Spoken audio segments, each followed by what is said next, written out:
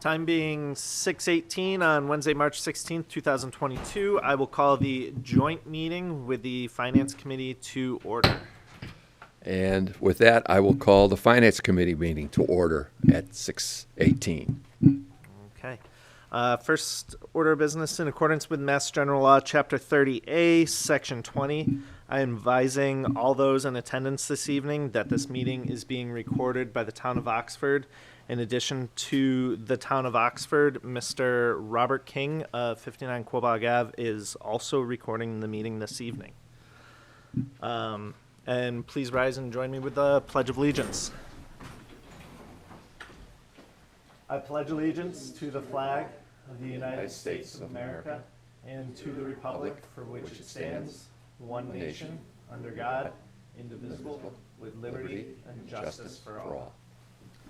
Thank you. And the topic of discussion this evening is the fiscal year 2023 budget presentation by the town manager and Katie McKenna, our finance director. Right. Thank you. Thank you, Mr. Chairman, and through you to the Board of Selectmen members and through Chairman Yule to the Finance Committee members. I would be wrong and remiss if I didn't tell you that actually with all of the work that goes into putting a budget together, it's a really exciting day to be able to pull everything together and be able to present not only to you but eventually to the townspeople. And so this evening, I am going to not only go through a budget presentation, but you also, as part of my responsibility to the town, have a very detailed budget message. And the only thing I would tell you is that the date at the top says March 16th, 2023. We were getting ahead of ourselves because we were calling it the 23 budget. I've done that last year and I did it again this year. So all the other numbers are fine. That number is not. So I'll have that changed before we go into town meeting. But nevertheless, as you can see, for very high-level detail about what goes into the thinking of our budget process here, I would say that this is a very valuable resource, and we will include it in our town meeting materials as we go forward. So tonight, this is not anything that is unusual. We have after my being here for a number of years now, I feel very solid in being able to present to you not only a balanced budget, but a budget that actually has been able to achieve a number of really important goals for our departments and I believe for programs and services for our townspeople. So quick summary, we're going to go through our financial policies, goals, and objectives. I'm going to talk about the budget process timeline, a little bit about the Oxford demographics that I think are important. I certainly consider them when I'm putting together a budget. Not only for programs, but also for how we will fund things and try to be creative. We're also going to talk about revenues, state aid, and fiscal trends. And also, overall, my budget proposal, it will be more of a summary, but you have some detail, and mostly because the Finance Committee will receive that detail to be able to go over when I approach them at a future meeting. So this really is presentation form, it's a culmination, and finally I deliver to you this evening the operational and capital budget details that we have put together. When I say we, you have sitting right next to me Katie McKenna, who really is my ultimate partner in doing all of this. We work very closely together, but it isn't just the two of us. We would acknowledge that our department heads work extraordinarily hard, not only to gain feedback from the people they work with on a daily basis, but also recognizing what they think are important departmental goals to achieve. Obviously, some things take priority over others, but I would say to get to a financial balanced budget, we do take into great consideration, one, some of the deadlines and the parameters that the charter sets out, as you can see up here, and two, we also had put together some financial management policies and procedures through a $20,000 grant that we received and executed that grant through the assistance of the Collins Center at University of Massachusetts. This is our first set of financial management and operations policies. And within that, we have guidelines for what you see in the middle of those two documents, the reserve fund, the stabilization fund, OPEB liability, capital projects, and contingencies. We look at all of those when we're building a budget, and we try to achieve the benchmarks that the Division of Local Services puts out to us. It's I think, very important as we go through this, to be able to see the logic behind why we actually are doing some of the things we do.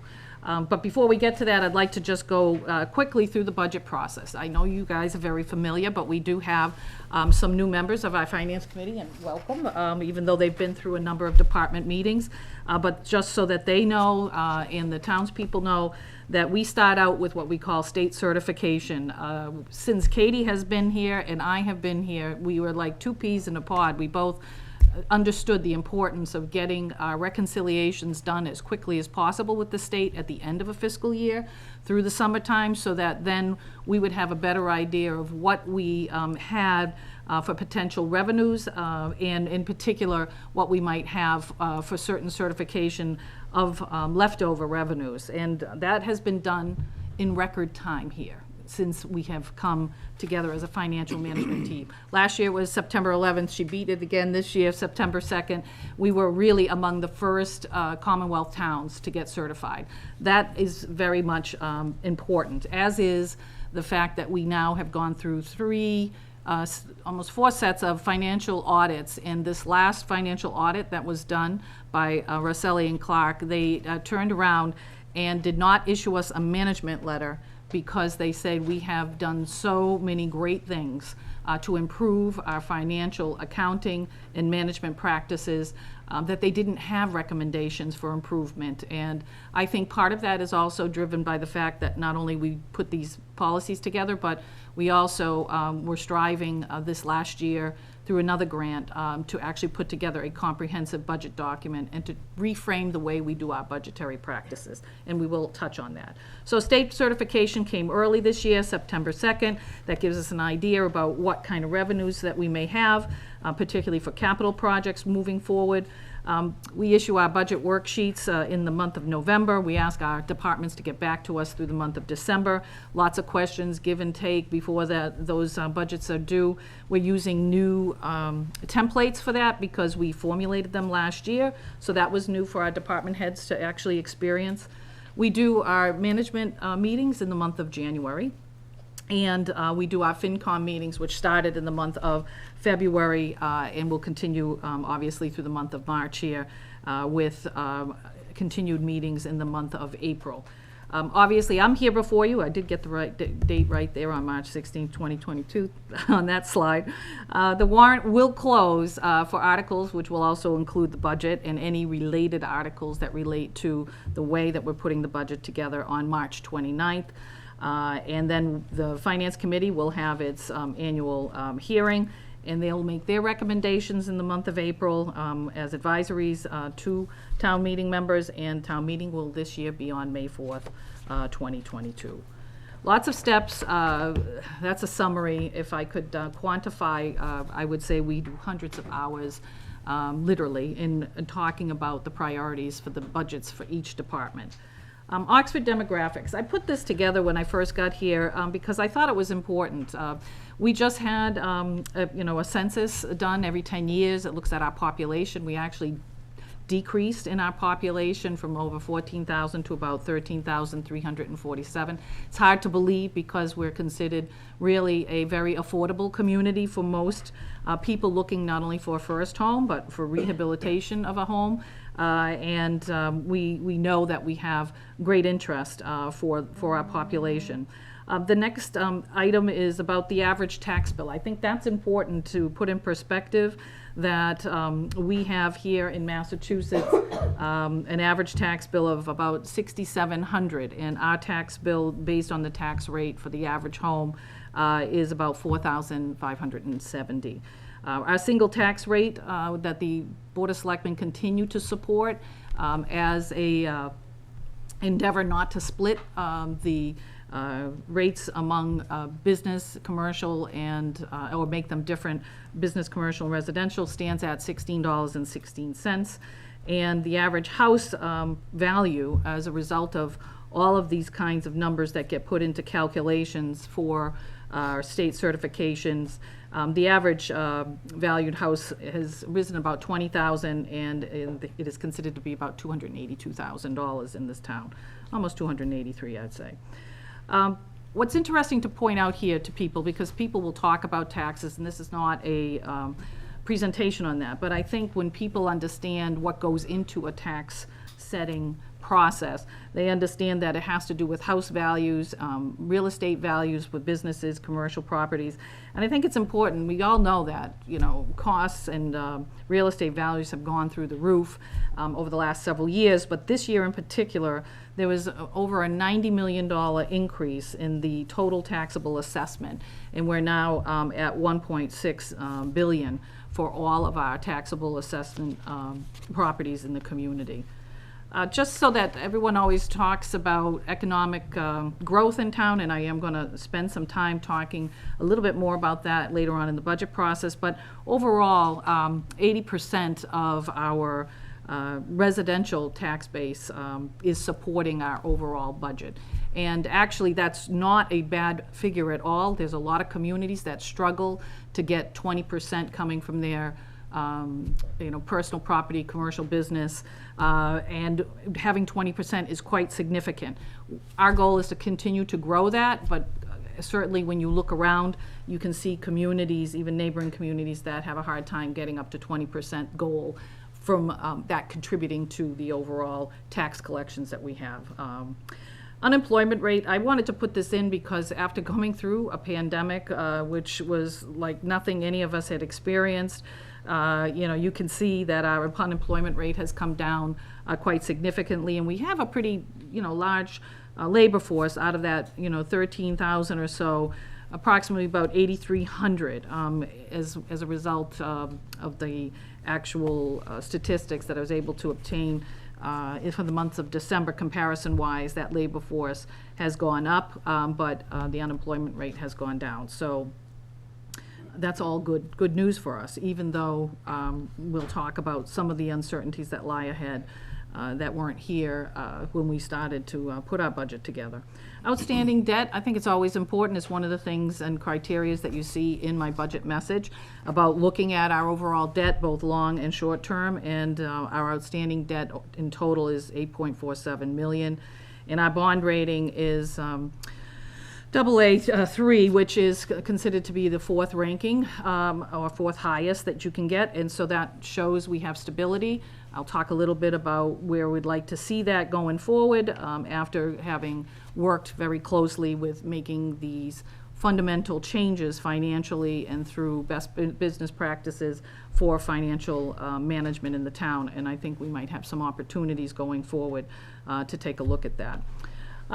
The next is just to make the community aware. I know my board of selectmen are aware, but we take great enthusiasm in understanding that we achieved a significant benchmark through a pandemic, which was no easy task. I give so much credit to the tenacity of my finance director for working very hard with every department head to make sure that we were able to pull together this budget document, many hours, and we submitted it as part of a grant that we had, compiled a more than 250-page document, worked through the different types of significant indicators for achieving a high standard for communicating not only budgetary messages, but for transparency and delivering budget and cost information.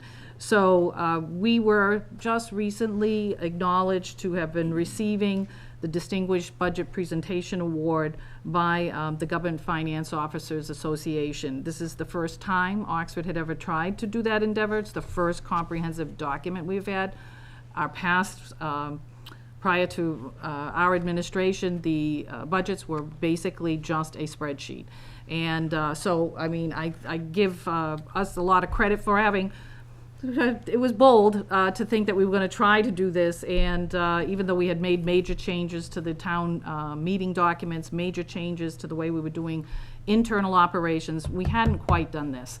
And if you read the reviews from the GFOA, they do indicate very solid reviews. They're reviewed by a number of financial directors and accountants across the country. This is a national award, and our award sits downstairs. So, If I could say a couple things Sure, on that, please do. actually. So I'm actually putting this together right now for fiscal '23. Last year, with the pandemic, it got a little delayed, and it was a little different and difficult to kind of have it ready as early as we would have liked. So we made some changes last year to town meeting, which I know some folks may have had some questions on about some detail that wasn't within the town meeting document.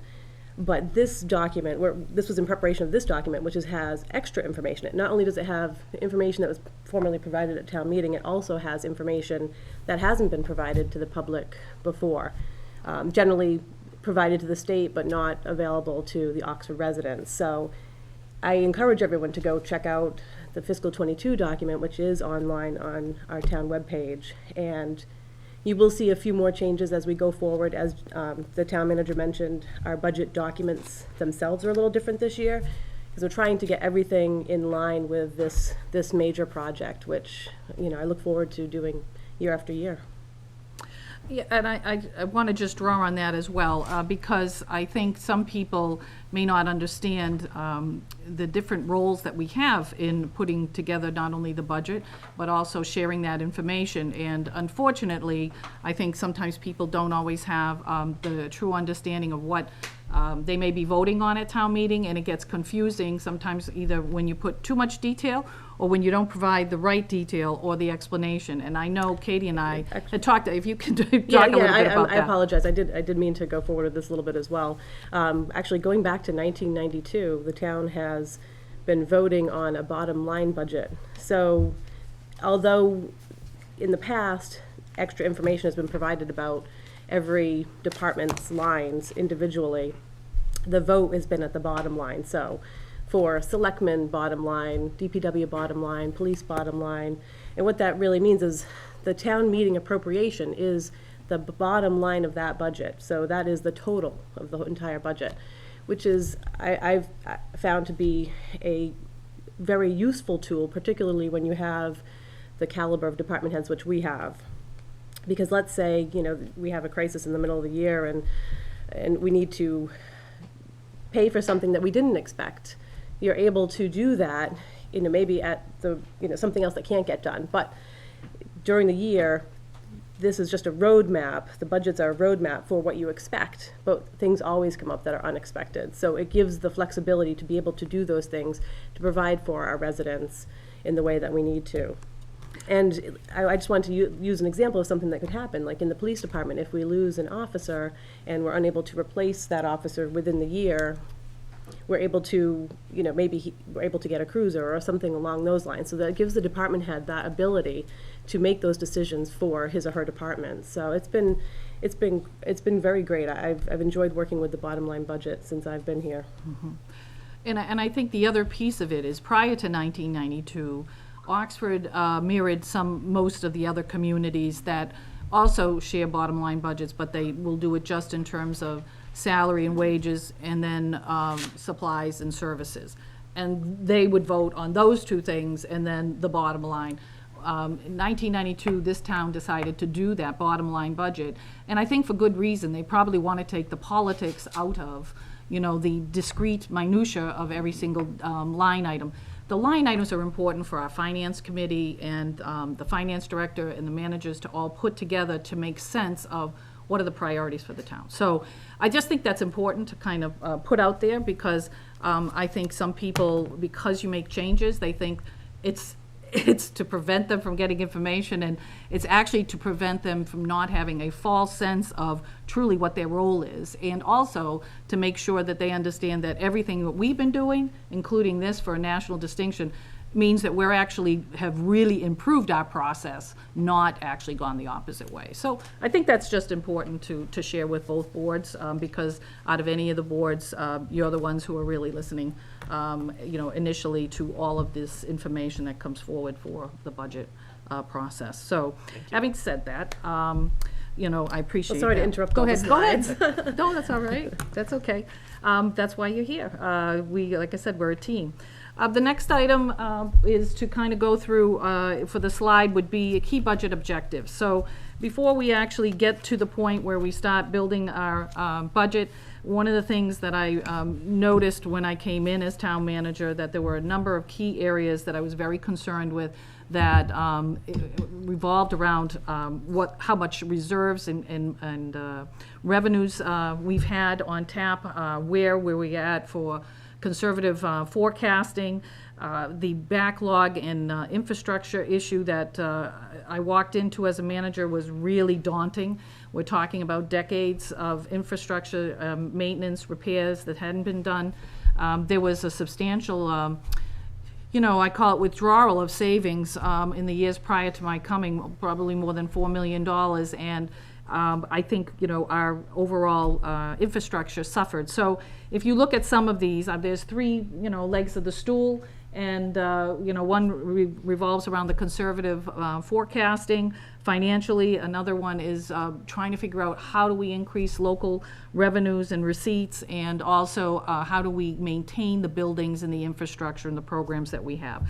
If you look at some of those objectives under those three major goal areas, you'll see building reserves is major.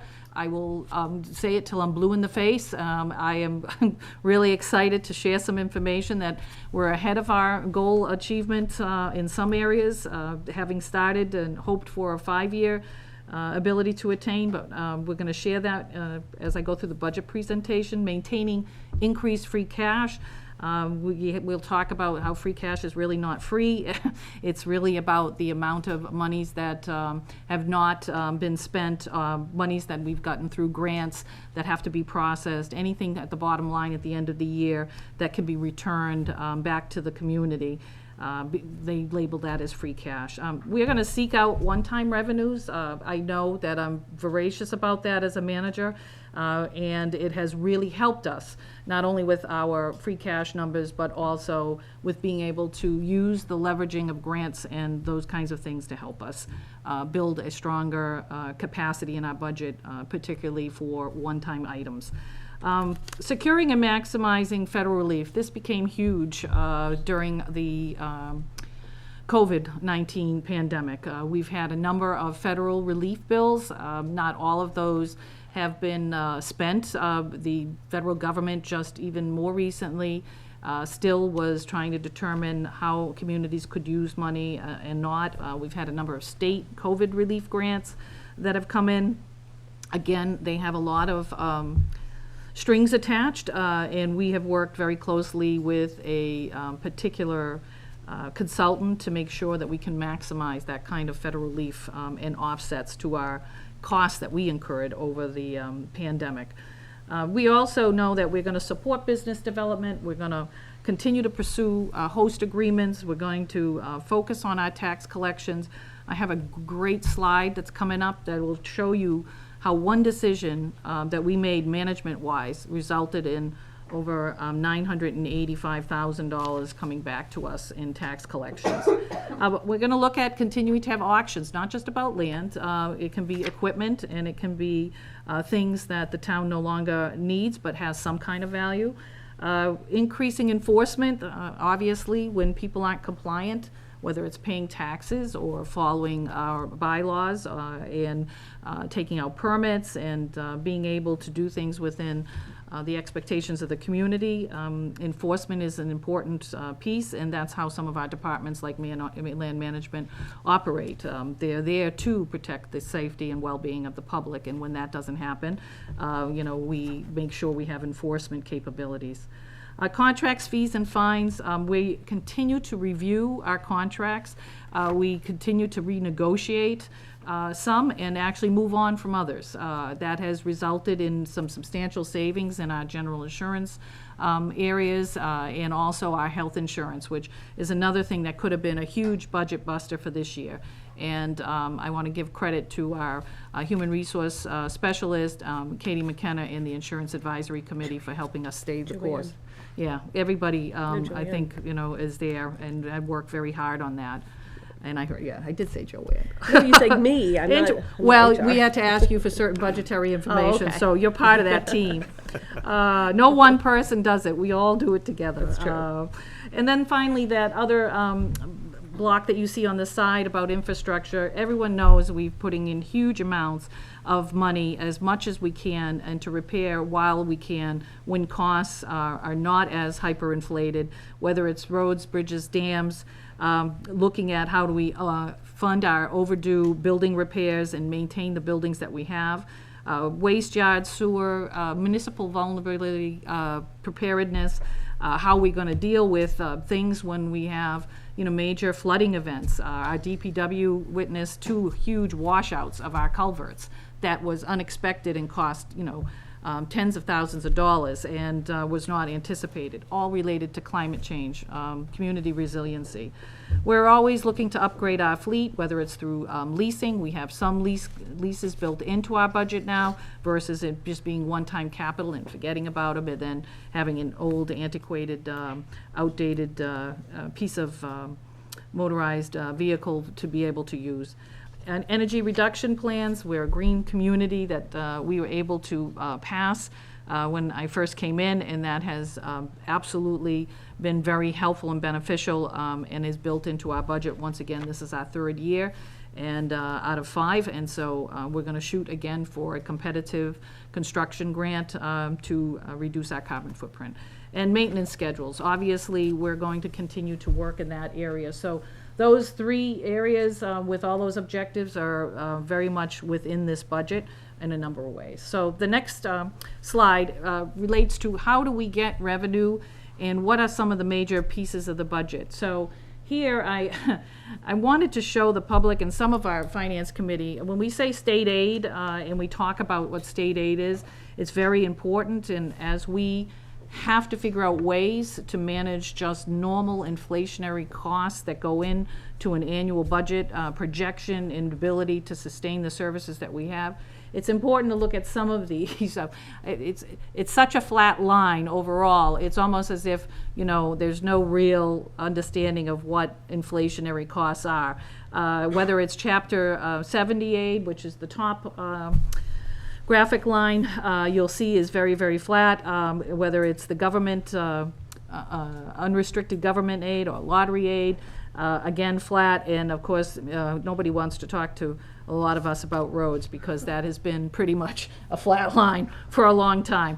I will say, and I do say later on in the budget, that there is a little ray of hope for this year, this current year we're in, that it looks like the governor is going to file some supplemental money for roads, bridges, maybe to the tune of $100 million, which could infuse an additional $250,000 this coming spring construction cycle, which would be great and welcomed. And they're also looking to put $100 million into winter road repairs because they have that infrastructure money after the federal government has been moving money towards the states, and $150 million in municipal MVP grant projects. I know in the back there I have our Director of Economic Planning and Development, Tony Sousa. Tony was good enough to put us on the roadmap for an MVP planning grant, which we're in the middle of executing at the moment. As soon as that is done, it opens us up to that $150 million, which, when we start talking about sewer or culvert repairs or dams, we will be able to access money that we have been prevented from accessing because you cannot do it without having a plan, which makes sense. So hopefully all that timing will work out with the money that is coming in the near future. So state aid, I wanted to talk about specifically this source of revenue as we're getting ready to put our budget together. And even though I said there's flat lines, it's important to know the numbers. So the far right column, fiscal year 23, you'll see a little over $10,660,000. That's going to be a difference this year for Chapter 70 of about $47,000. Our unrestricted government aid, $2.3 million. It's about $61,000 extra. I'm going to clap for that, but, you know, we have other things that go into the budget that are necessary to keep us moving and to be able to continue to provide the services that we have. I wanted to say, there's a couple notes here in Chapter 70 that I think are important. One is the governor's budget, which is not the final budget, but we use it because it's typically the most conservative budget before the House and the Senate in the legislature take it up and pad it with a few more things. But usually the general revenue consensus figure stays at, for these major pieces, usually stays at where they are at. Tiny, tiny adjustments. But the charter school reimbursement is a thing that's important to us, and that actually has gone up. He more than doubles it in his budget. I don't know if that will get all carried through, but it was one of the things I think that was important, as well as the Chapter 90, which I talked to you about previously. And the final thing is, I know we have a new superintendent, and one of the things that I'm hoping the school committee will continue to work hard to do is we do have, you know, a pretty high school choice and charter schools sending tuition. Almost $1 million. The more that we can get students to want to stay here and not go someplace else, the better, because we have to spend that to send them someplace else, and we don't get to retain the student overall. So that's going to be a goal that I think we have to look at.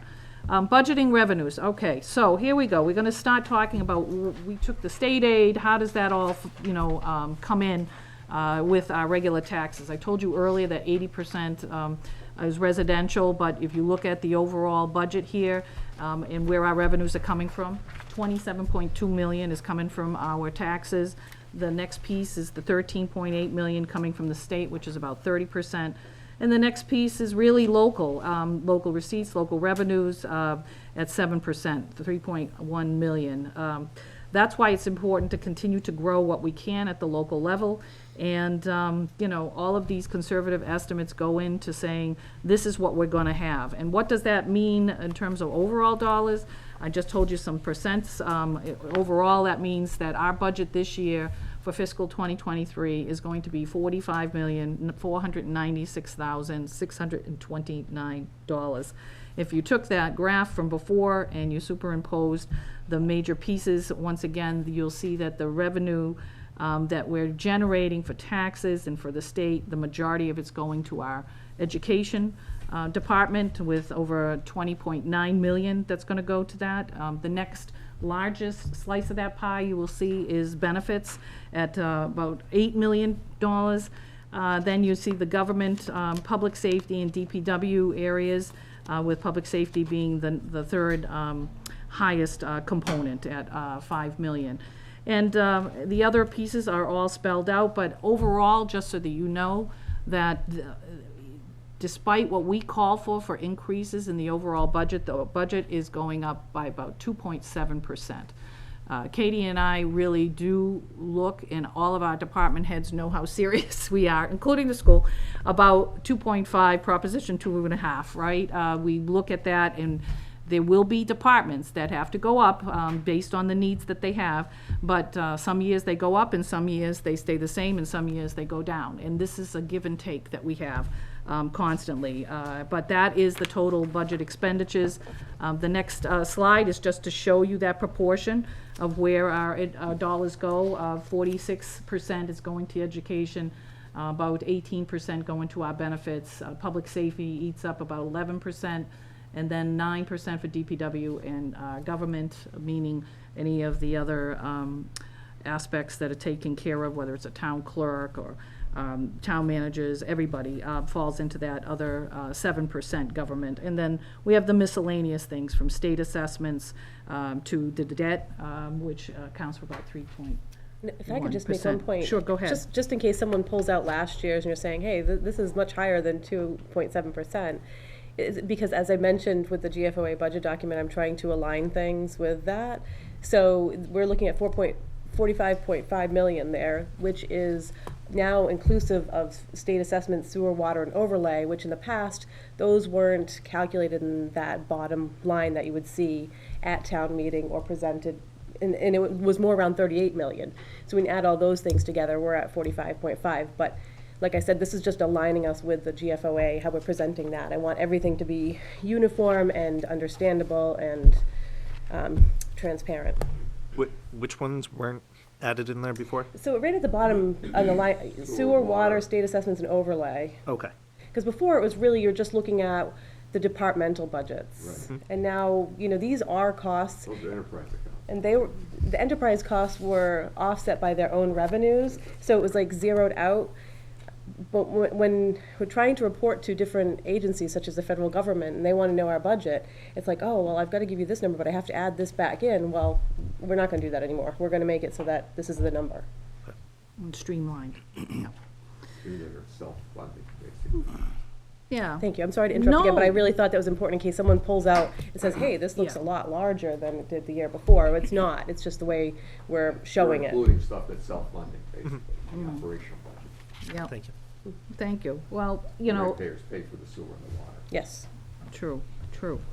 The other major financial indicator that is important to us as we go forward, even though we're building a budget, we have to make sure that if we have the ability to build up our reserves simultaneously, this is the time to do it. Although we do usually 1 or 2 items in the fall, the majority of the largest portion that we would be able to dip into if we were having an unforeseen emergency or a disaster economically, we wanted to make sure that our major financial indicator, known as the stabilization fund, is well funded.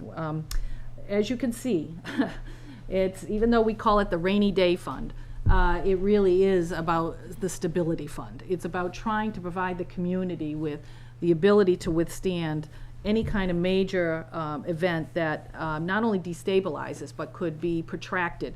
And so when I came here, I was very concerned, as Katie was, at the amount that we had in our stabilization fund for an over $40 million organizational entity.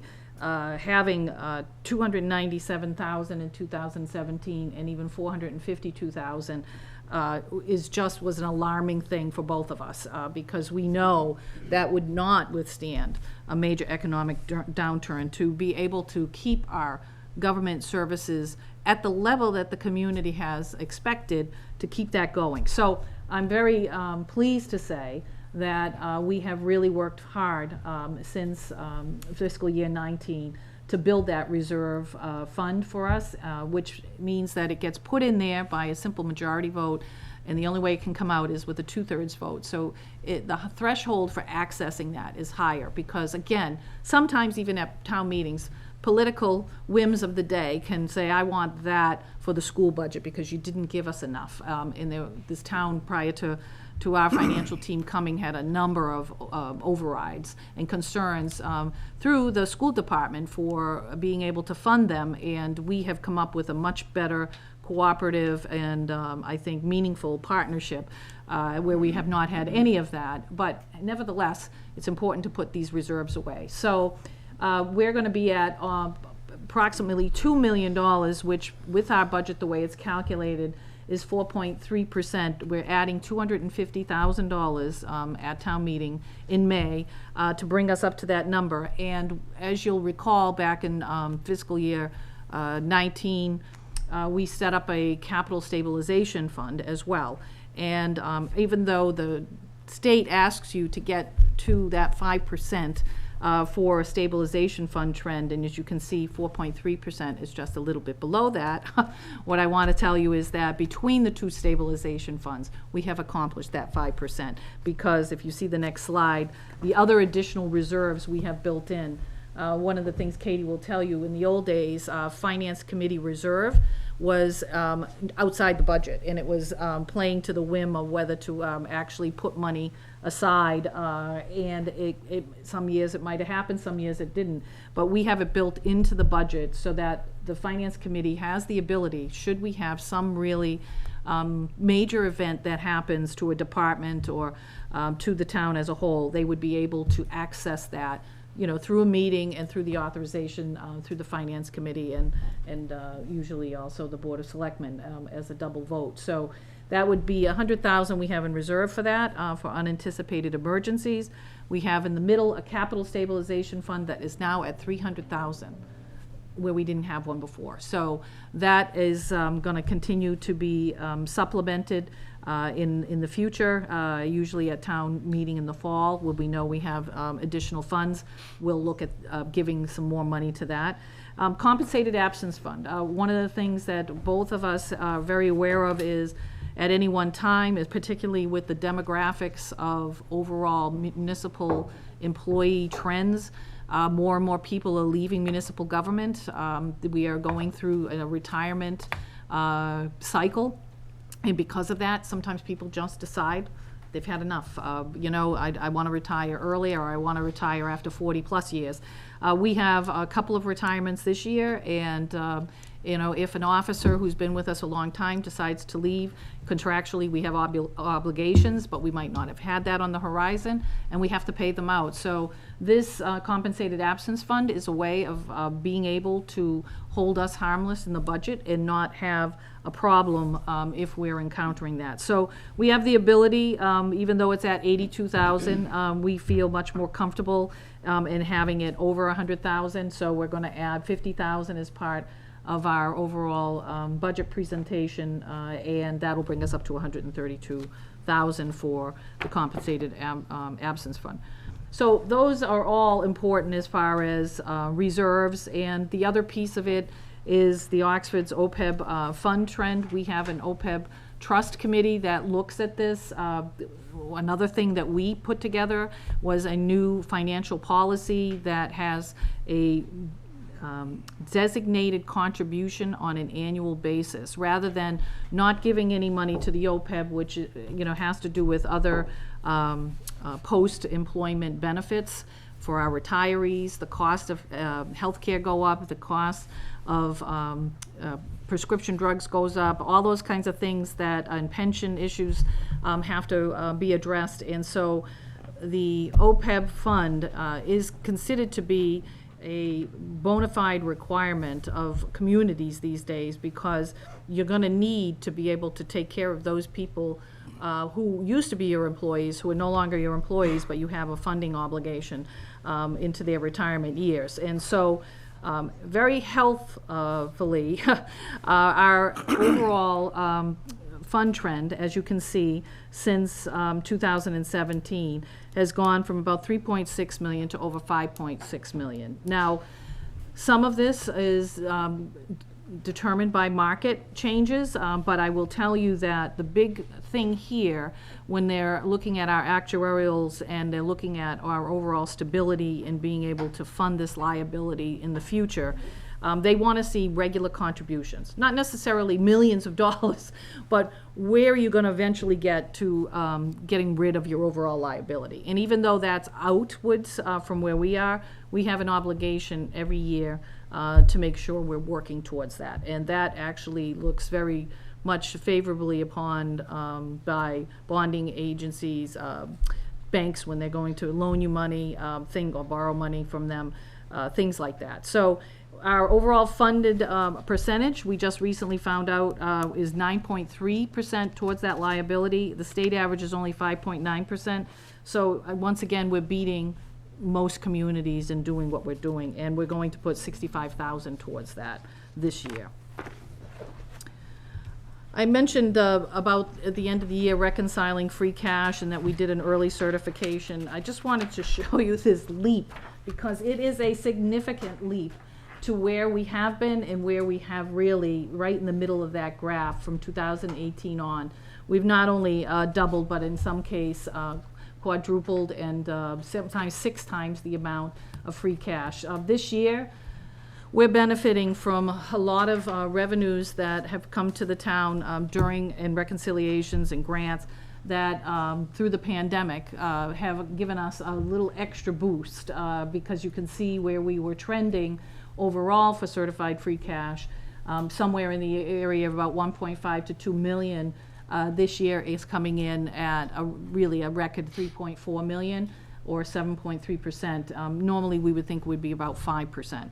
Having said that, we want to take advantage of being able to address the backlogs in maintenance, the backlogs in some of our projects that we haven't funded, that we might actually, through our 5-year capital improvement plan, actually prioritize them to move up in the schedule instead of waiting. So we are trying to take care of quite a bit that we would not have been able to take care of had we had less of that. New growth trends. I know this is a big issue, always on the minds of the chairman of Finance Committee and also Selectmen LeBlanc and Lamache as business people here in the community. The new growth trends are important because that is looking at what did we not have last year that we now have this year. And what we want to be able to say is that, you know, we have a levy limit, but in Proposition 2.5 allows us, depending on how much growth, only about 2.5% to be able to use in that given year without asking the townspeople to go above and beyond in a different type of voting format. So this 2.5% allowable increase is coming in at about $650,000 this year, which is healthy, and it allows us to gauge how we go forward, you know, with overall local receipts as well. And combined, if you look at that, we're looking at about $330,000 in actual new growth trends. And you'll see I highlighted in yellow where we had these pop-up years, and I think the next graph even shows it really well, that it was really because of IPG and some solar arrays that came on for personal property tax collections. And when IPG came off and for its TIF and was paying the full value, and then also proposing the new expansion, that's why we have that blip up. I just wanted to show you that towards the right, you'll look at growth value by class. This is something where, you know, people are saying we've got to grow our business community, and, you know, there are things that communities do. I think we have engaged on a very much more personal level with Tony Sousa to be able to not only put together some comprehensive plans, but to have a sort of one-stop shop person there who can help guide anybody looking to do business in town and how to actually approach putting together business plans. You'll see that if you look at what our residential overall growth by class was with over 9 million there, you'll also see down at the bottom of this chart what you'll see there in the green is 9.7 million. The reason why I put these 9 million and 9.7 million is to show you that the new growth in the community in personal property and commercial industrial actually exceeds the actual amount for regular residential. And so that's important. It's not even equal now. It's actually the other way. So that means that we don't have a lot of big developments being built right now. That may change, you know, with some of these 40Bs that we're talking about maybe in the future.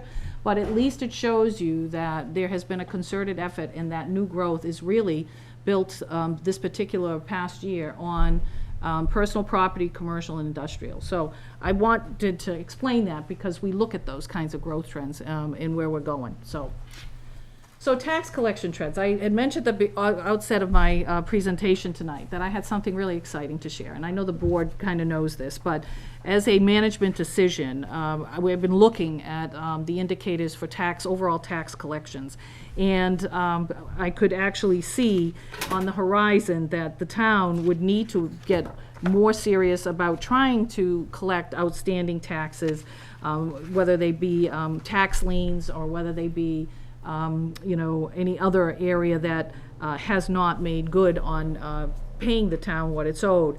So this past year, the one management decision that I made that it was really crucial was to change the actual tax title attorney. And with that decision, we went from getting virtually very little in overall tax collection efforts to over $985,000 this year, not only through an auction effort that we had through our treasurer collector's office with a whole bunch of other departments, because it's a very cumbersome process to go through, and we need our building, we need our assessing, we need our treasurer collector, we need all of these people to come together to try to get properties that were outstanding for years are now on our tax rolls. But aside from the auction, there was close to $350,000 that came in this past year because of restructuring the way that we actually notify people and get people to be compliant and current with their tax bills. So that has been a huge win for us, and I can't say enough about the tax title attorney, Peter Brown. He's been phenomenal to work with, and we're going to continue to work with him. Potential new revenue sources, because I did say tax collections are one of those things. You know, I wanted to put out there that you'll see these 4 like windows that I put up. When we look at potential new revenue sources, we know that cannabis, because the town adopted the overall zoning bylaw and bylaws to allow the cannabis industry to operate in town, including 2 retail licenses. We have 1 that is out there right at the moment, but we have an RFI that we're asking people for proposals, which is actually getting a lot of attention, which is due May of this year, and we'll be bringing that before the board to look at some possible new interest in a host agreement in the near future. But it isn't just retail. We now have our first cultivation business, which is being put together. We have a production, manufacturing cannabis business for extracting seed oil, and we have a number of other new potential businesses looking to do testing of marijuana products, excuse me.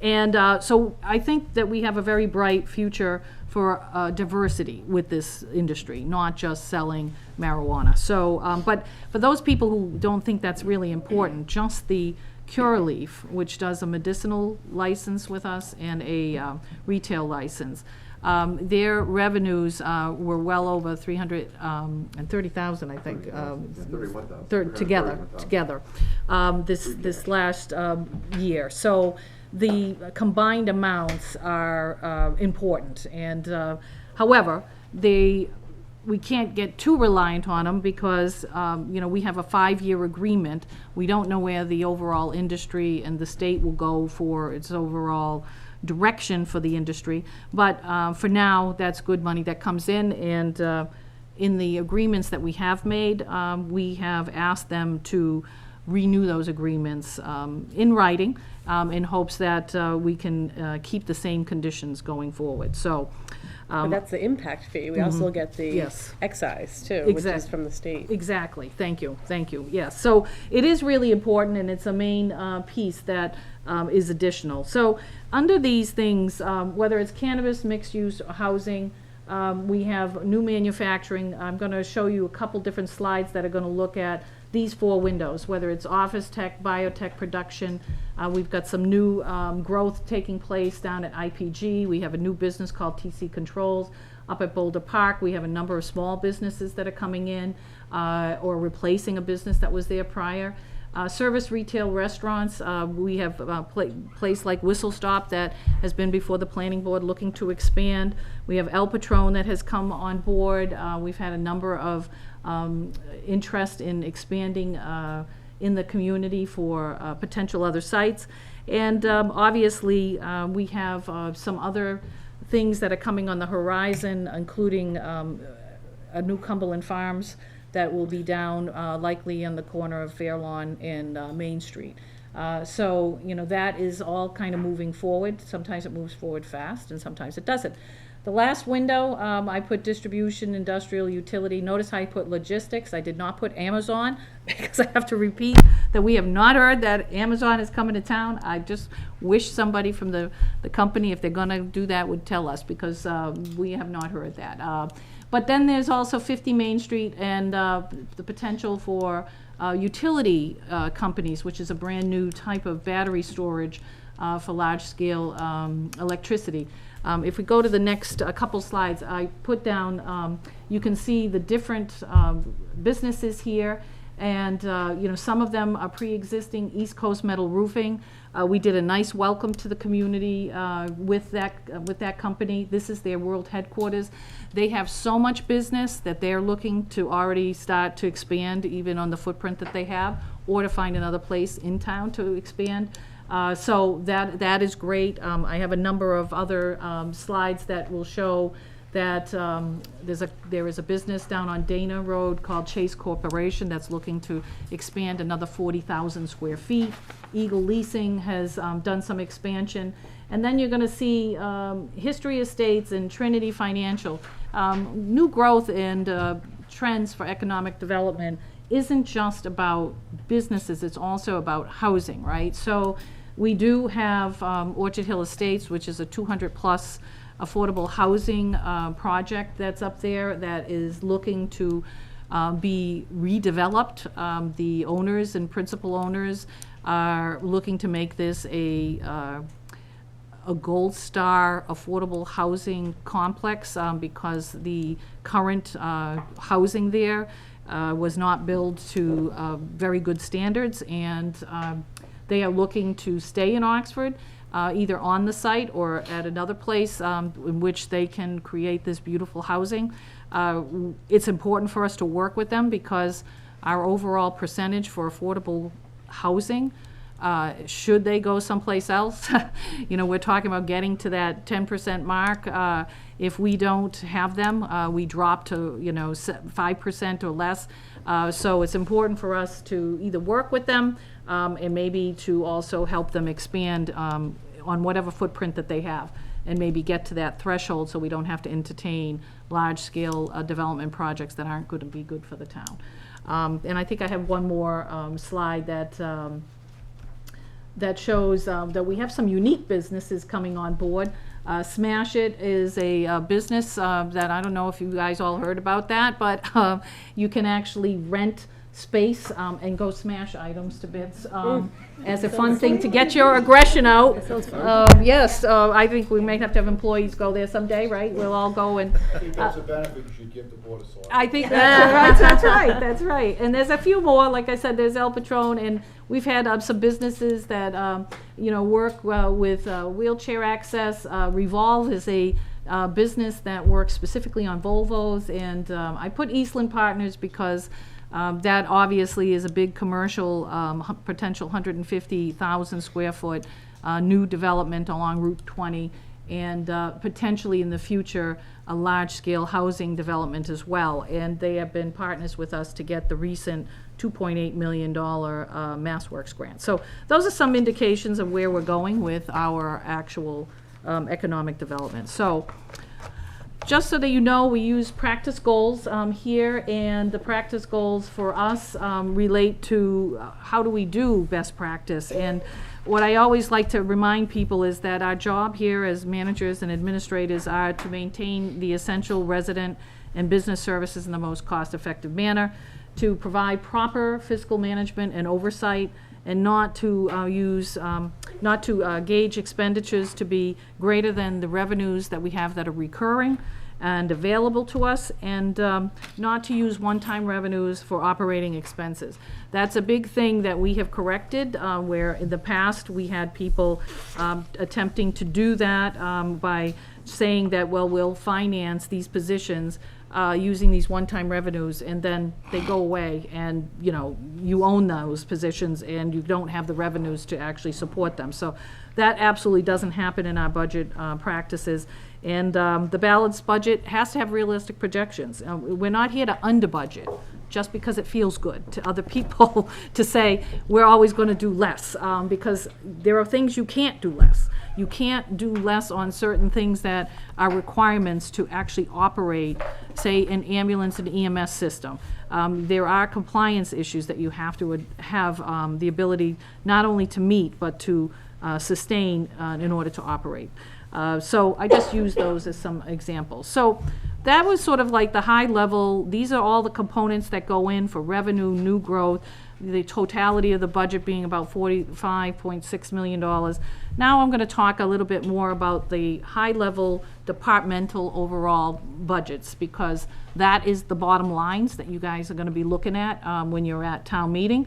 And I'll go through some of the major things that I see changing in each one of those departments. So if you take your budgets and you look at that, the first one on the list has to do with the moderator, and that overall budget has not really changed. We had increased it in fiscal year 21 from a a paltry $460, and we've sustained it now through several budget cycles, including this one, for $1,800. It's not changing, so there are no changes to the moderator budget, except for what Russ says he can do now with that in preparation for our town meetings.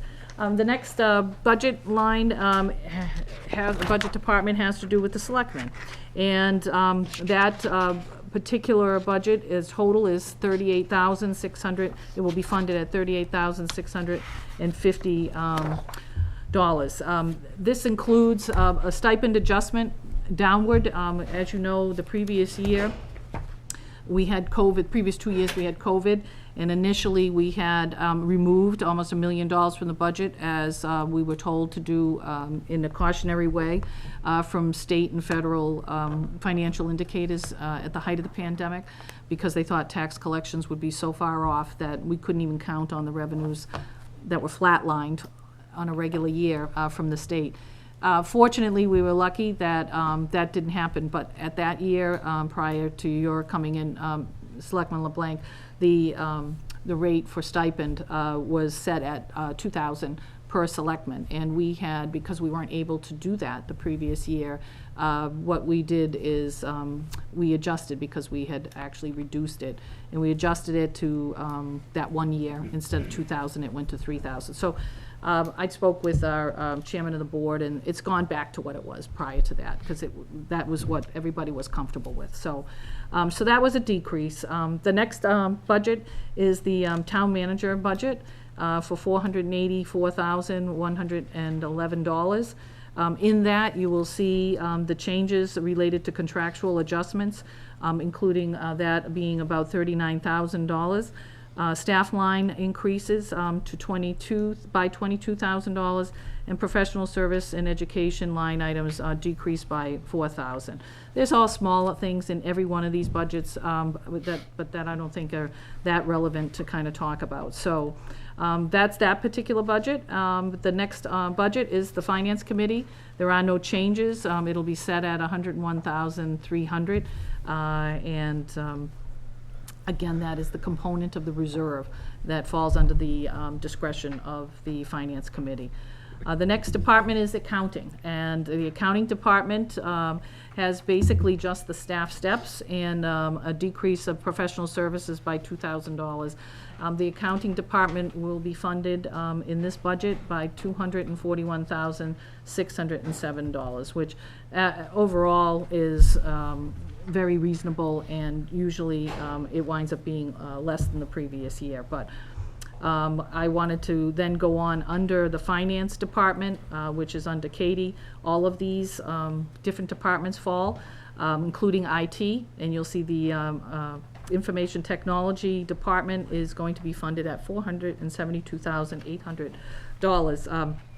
It's important to note, even though that's a big figure, it is actually still down from fiscal year 19.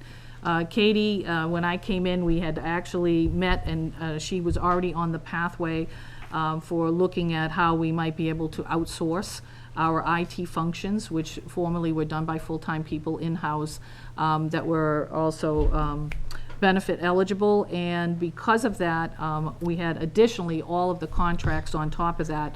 And so we made a decision at that time, and it has paid off annually to add to our bottom line. And so even though our software is upgraded by $4,000, we're overall not only down from that time, but that doesn't even include the benefits. So it's more than $105,000 since 2019. In the software, we had Yep. very expensive, very high-tech type software that we weren't using, to its fullest capacity. So we changed software throughout the town and saved money, and also made it more efficient for folks to work. So that part of it was great. Treasurer Collector's Office will be funded at $183,905. Basically, this again includes staff steps. You will see a decrease in the professional services line item of about $40,000, and an increase in tax title by $10,000. The 40,000 is, again, see, this is how someone might say, oh my God, we're reducing the treasurer collector's office by 40,000. It's not, it's actually being moved to HR because it's an actual contract that actually involves HR more than it does treasurer collector. So that gets moved over there, but in looking at a budget, it's important just to point those things out. We are going to increase tax title a little bit because it has actually given us such great return. I think an investment of $10,000 to turn around and have gotten, $985,000 was a small investment to make. So we're going to continue to make some investments in that area. The other department is the Assessors Department. We're going to fund that at $254,442. It's important to note that when I talked about the municipal trends for those people coming and going into these professional fields, assessors is a very difficult department to find not only qualified people, but people who have experience and have institutional knowledge. We're losing 2 people, one which is already retired and also because of a disability, and the other person is finally going to retire after having spent many, many years with us.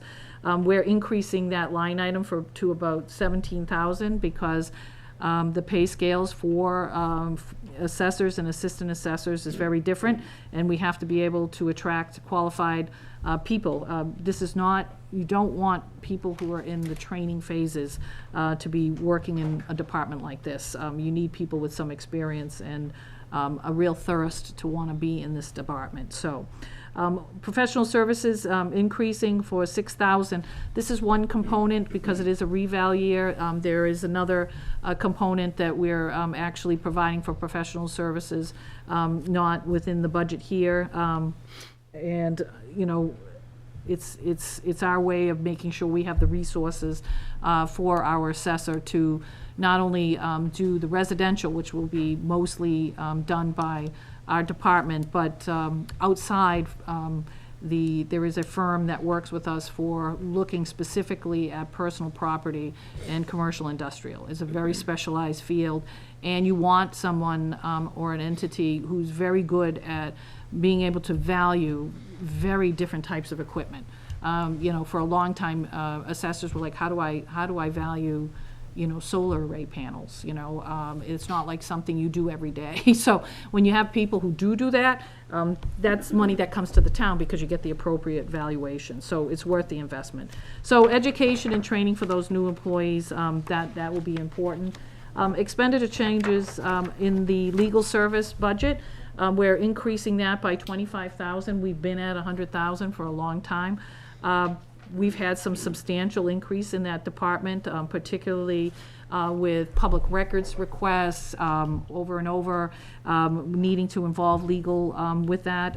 So I think it's prudent that doesn't seem to be stopping, so that we're going to make sure that we have enough money in there, not just for that, but for any other kinds of things that we have that come to fruition. But you have to remember, legal counsel is not just general counsel, it's also our labor counsel. We do have, some contracts, particularly we're doing the dispatch contract this year, and we have had a number of contracts that we've gone through in being able to bring to fruition. So those are kinds of things that we have them look at, along with non-labor contracts, any kind of questions we may have about process, procedure, and review of professional services and agreements.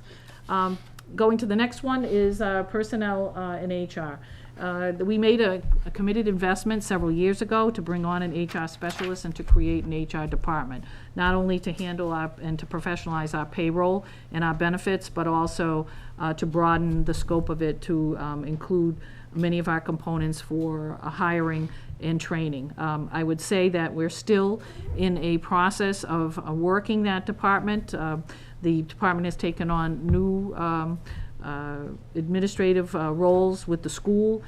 We have a major undertaking that's going on right now for moving all employees and eventually retirees to a brand new health insurance provider, which I'll talk about later on in this budget.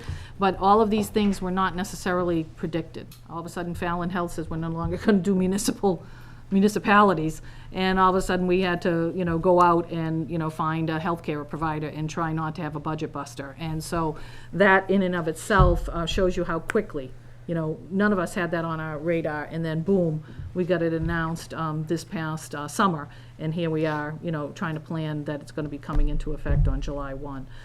So you'll see that the professional services line item has increased. That was that treasurer collector 40,000 over here, 39,000. That's where it goes awash, but it's fundamentally it should be in that particular department. Administrative support has been decreased, even though I talked about that administrative support. That was more at the clerk level. We did last year build into the budget for a payroll benefits administrator who has been brought on and has been being trained over the last half year. And we're going to continue to watch if there needs to be increased support in any of these departments. We have built-in additional hours in the floating clerk area under Memorial Hall in hopes that we can take care of the peaks and valleys that happen with departments when they're very busy and when they're not. Town clerk is the next department. $235,893 is the total budget for that actual department. Basically, there's not huge changes. There are some changes to election workers and registrars to about 5,000. There are some steps changes, and there has been some outside details to fund because of the increase that we had seen in managing some of our other elections. We've taken care of the clerk's office in prior years with bringing on new voting machines, and we have also the potential for a new precinct, we're being told, by the federal government, in which case then we'll have to make an investment in some equipment there as well. But we're managing all of that as we're moving forward. The next departmental budget is land management. It is being funded at $465,607. Mostly there's about $41,000 that's going to go to increased inspectional hours. At the same time, we're reducing our professional services line item by $27,000, and that's because we now have professional people who are not contracted or actually can do multiple roles, including our Director for Public Health, who is a registered sanitarian, where before we always contracted out to look at Title V and septic plans and things like that. By bringing a person on of her caliber, we will be able to contain some of those inspectional contracts that we had on the outside. But we also continue to need to support our building department, which is extremely busy, particularly with all of the commercial industrial growth that goes on. Just to do routine inspections. We still have a problem in this town, like a lot of other towns, people not pulling permits the way they're supposed to. Our job is to make sure that people, when they undertake construction, whether it's in their homes or in their businesses, they're flipping houses, whatever, we have to make sure that people are doing things safely. And we have a licensed by the state commissioner who's obligated to make sure people are putting together plans and not only doing it safely, but also estimating the appropriate values for those kinds of permitted jobs. And the last on the slide here was Memorial Hall, which includes everything related to the town hall. So there is increased floating hours, built-in electric. We know that for electric fuel, we're keeping a close eye on all of those things, including postage going up. That whole account for the department is going up by $41,000 because we're trying to pad a little bit in all those areas. It is a election year, so there will probably likely be a lot of increased postage with that, and because it's a reval year too, there'll be a lot of correspondence going back and forth. So the next big department is public safety. I think I got it backwards. Yes, public safety. And the largest department under public safety is police. And I had to put the little dog because I was thinking of our new canine. So he's looking right to the footprints that lead to the police budget. And that is because pretty much where we have really the one thing I want to express to the boards behind me and in front of me is that when we do budgets, the department heads all know that there are going to be some years where their budgets go up substantially because they have a specific type of request that's significant, that's important to them, whether it's manpower, whether it's contractual professional services that they need, or supplies or equipment. But they also know that there are going to be some years where they may have to hold a little bit in a given year so that we can build capacity in another budget. It's very, very amicable in the discussions that we have. And so this year, you will see, even though the police we've substantially increased them, they're at the highest levels of staffing that they've been ever at. The chief is very happy with that. We're constantly making sure that even with the Board of Selectmen bringing on 3 new recruits, we're going to be losing some, officers, and we're going to need to replace them, but we want to maintain that level. But having said that, there's not huge changes in the police department's budget, other than the fact that there is a little bit of agreed upon sacrifice, that instead of replacing 2 cruisers, because they're in pretty good shape, we're doing 1 cruiser and to the tune of $60,000. Which is still great to have built into our budget. We have contractual increases, so you know that we defined a new contract with the officers, and those increases are typically in the form of wages, stipends, physical performance stipends, all kinds of things that are built into the contracts. So that's important. And the executive assistant and clerk hours were increased by $12,000. We have, the chief, who very much relies on the executive assistant that he has, and we wanted to make sure that we could continue to retain somebody who has that institutional knowledge and could very well retire at any point in time, but they're willing to stay on and continue to train, additional people, including the clerk that works underneath her. I would say that the rest of it is pretty uneventful, but it's just important to note that those are only areas where we try to bump things up, both in equipment and training, to a combined total of about $10,000. So the big thing, when I talked about sacrifice and knowing where budgets are, it's not that we're reducing budgets so substantially in one area to make something else happen in another area. We're not doing that. We don't do that because eventually you have to be able to still withstand the changes that any budget year will come, and you still need to be able to provide those services. But the EMS fire department is the one department. The big ask for us this year, and really the only substantive ask for personnel, involves the EMS fire department. And that is to provide this town, since we have 2 functioning fire stations, and after experiencing COVID, along with this huge national trend, and I'm sure the chairman can speak to this, about on-call fire, but not necessarily on-call paramedics and EMTs, but the overall trend in on-call to be able to supplement a full-time firefighting is just, especially with the pandemic, has gone out the window. It's been much more difficult for the fire department to continue to maintain just normal vacation schedules and time off or sick schedules, because COVID just exhausted everybody, including anybody that we had as potential on-call people. They just don't show up. So this town is committed to having a full-time, not only fire department, but emergency services department. We get all kinds of accolades every day for our paramedics and EMTs and firefighters that show up when the call is necessary. And having said that, the only way to do this, and I think this is the year to try to do it, is to build it into the budget. So regardless of whether we get the SAFER grant or not, we can afford this. It is a year that we can add to it and sustain it. The chief understands, and he's going to speak to the finance committee about the very particulars about how he's arrived at this.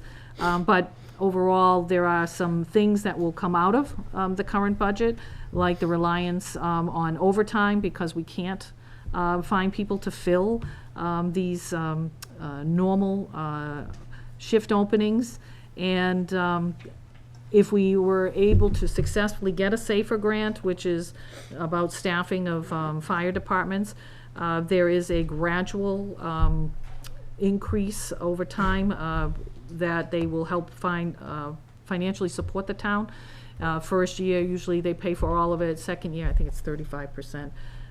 No, third year is 35%, I think, and second year 65. I gotta look it up. But every year, if we're so lucky, you know, it winds up gradually helping. So even though I'm building $246,000 into the budget for these 4 positions, and we can afford it, and it can be done, if we find extra money someplace else to help offset that, that'll be great. And we're going to work on that. We did get one SAFER grant already for $200,000, and I think if we work closely with our congressman, particularly because the federal government increased the overall SAFER and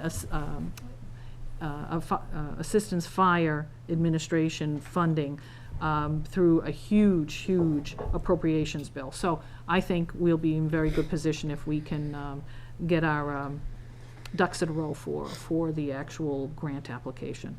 Electricity, fuel, we're building in increases along with uniforms, obviously, for the incoming firefighters and EMS positions.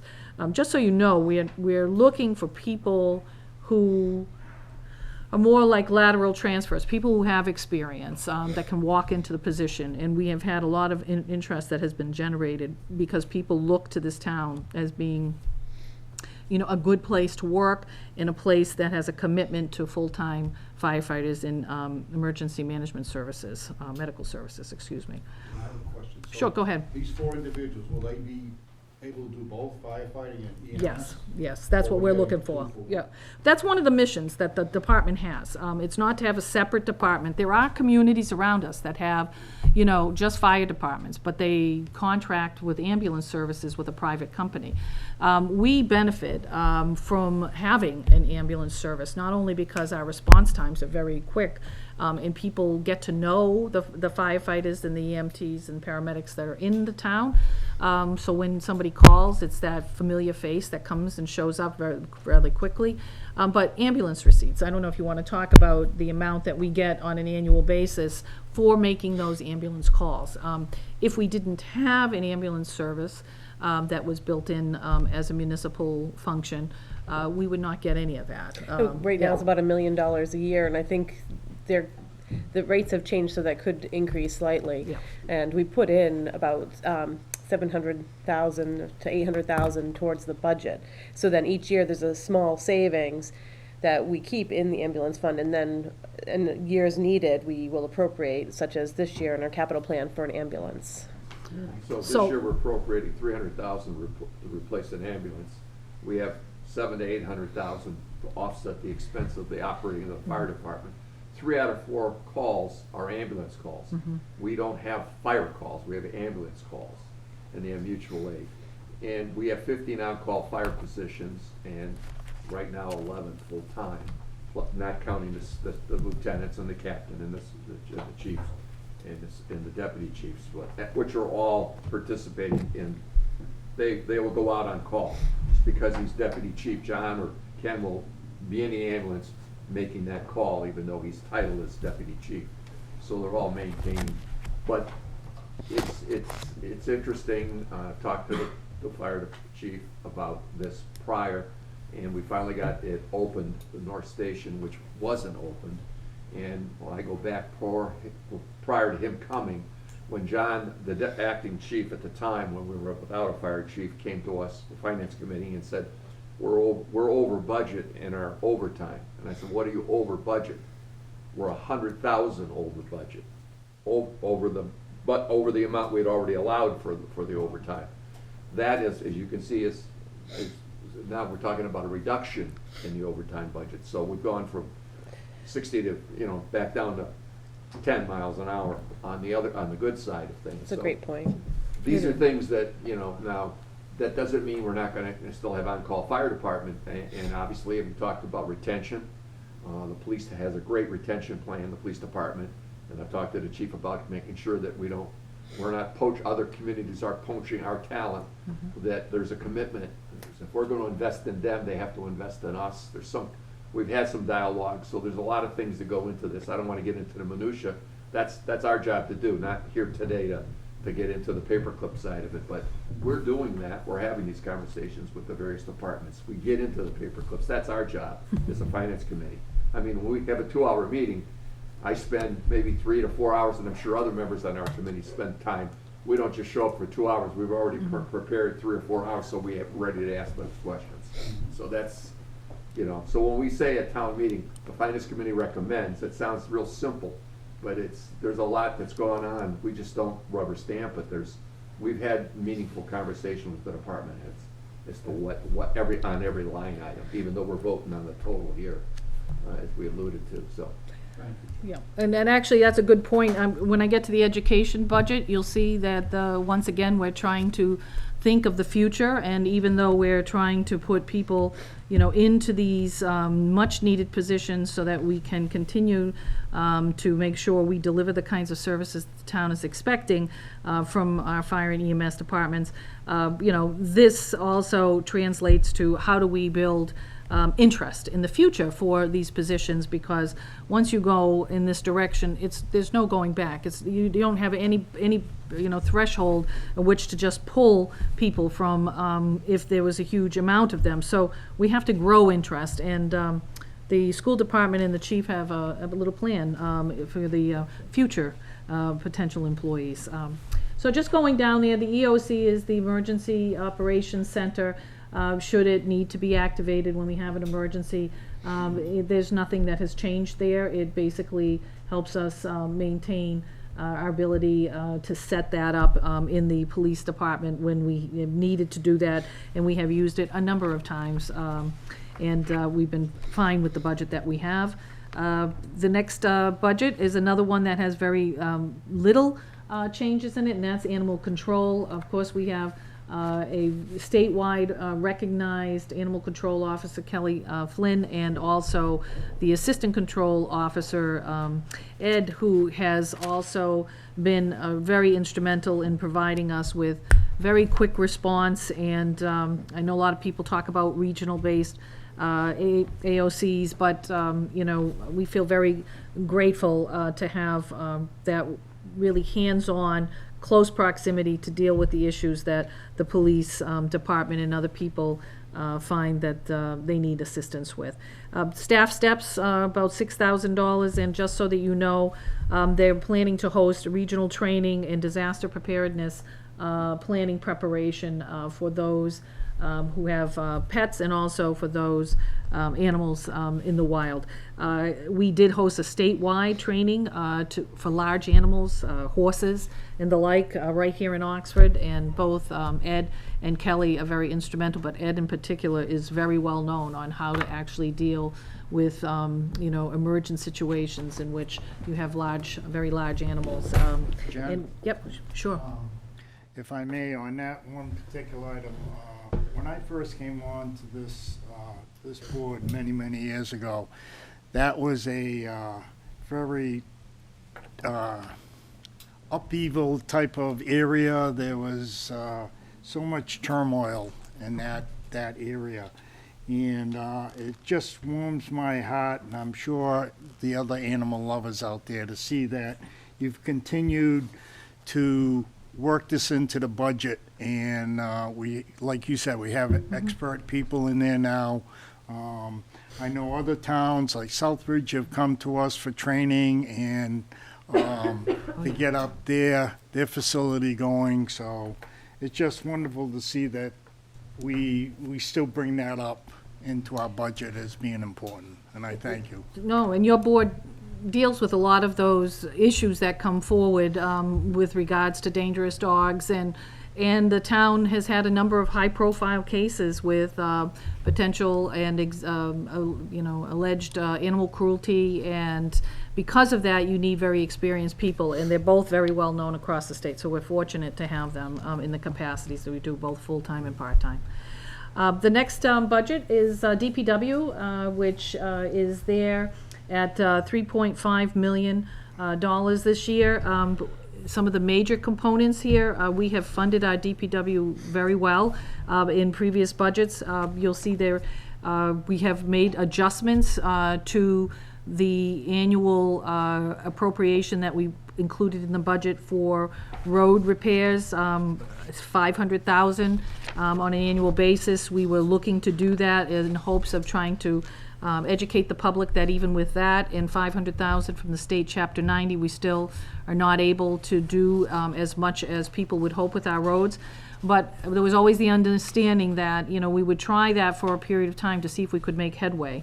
And once that didn't happen, we needed to restore that to real positions in these departments. And so places like the fire department, which could have been done, you know, a little bit more incrementally, you know, didn't get done while we were, you know, trying to help another department. But I don't want people to be alarmed that we're not going to take care of the DPW with its capital requests.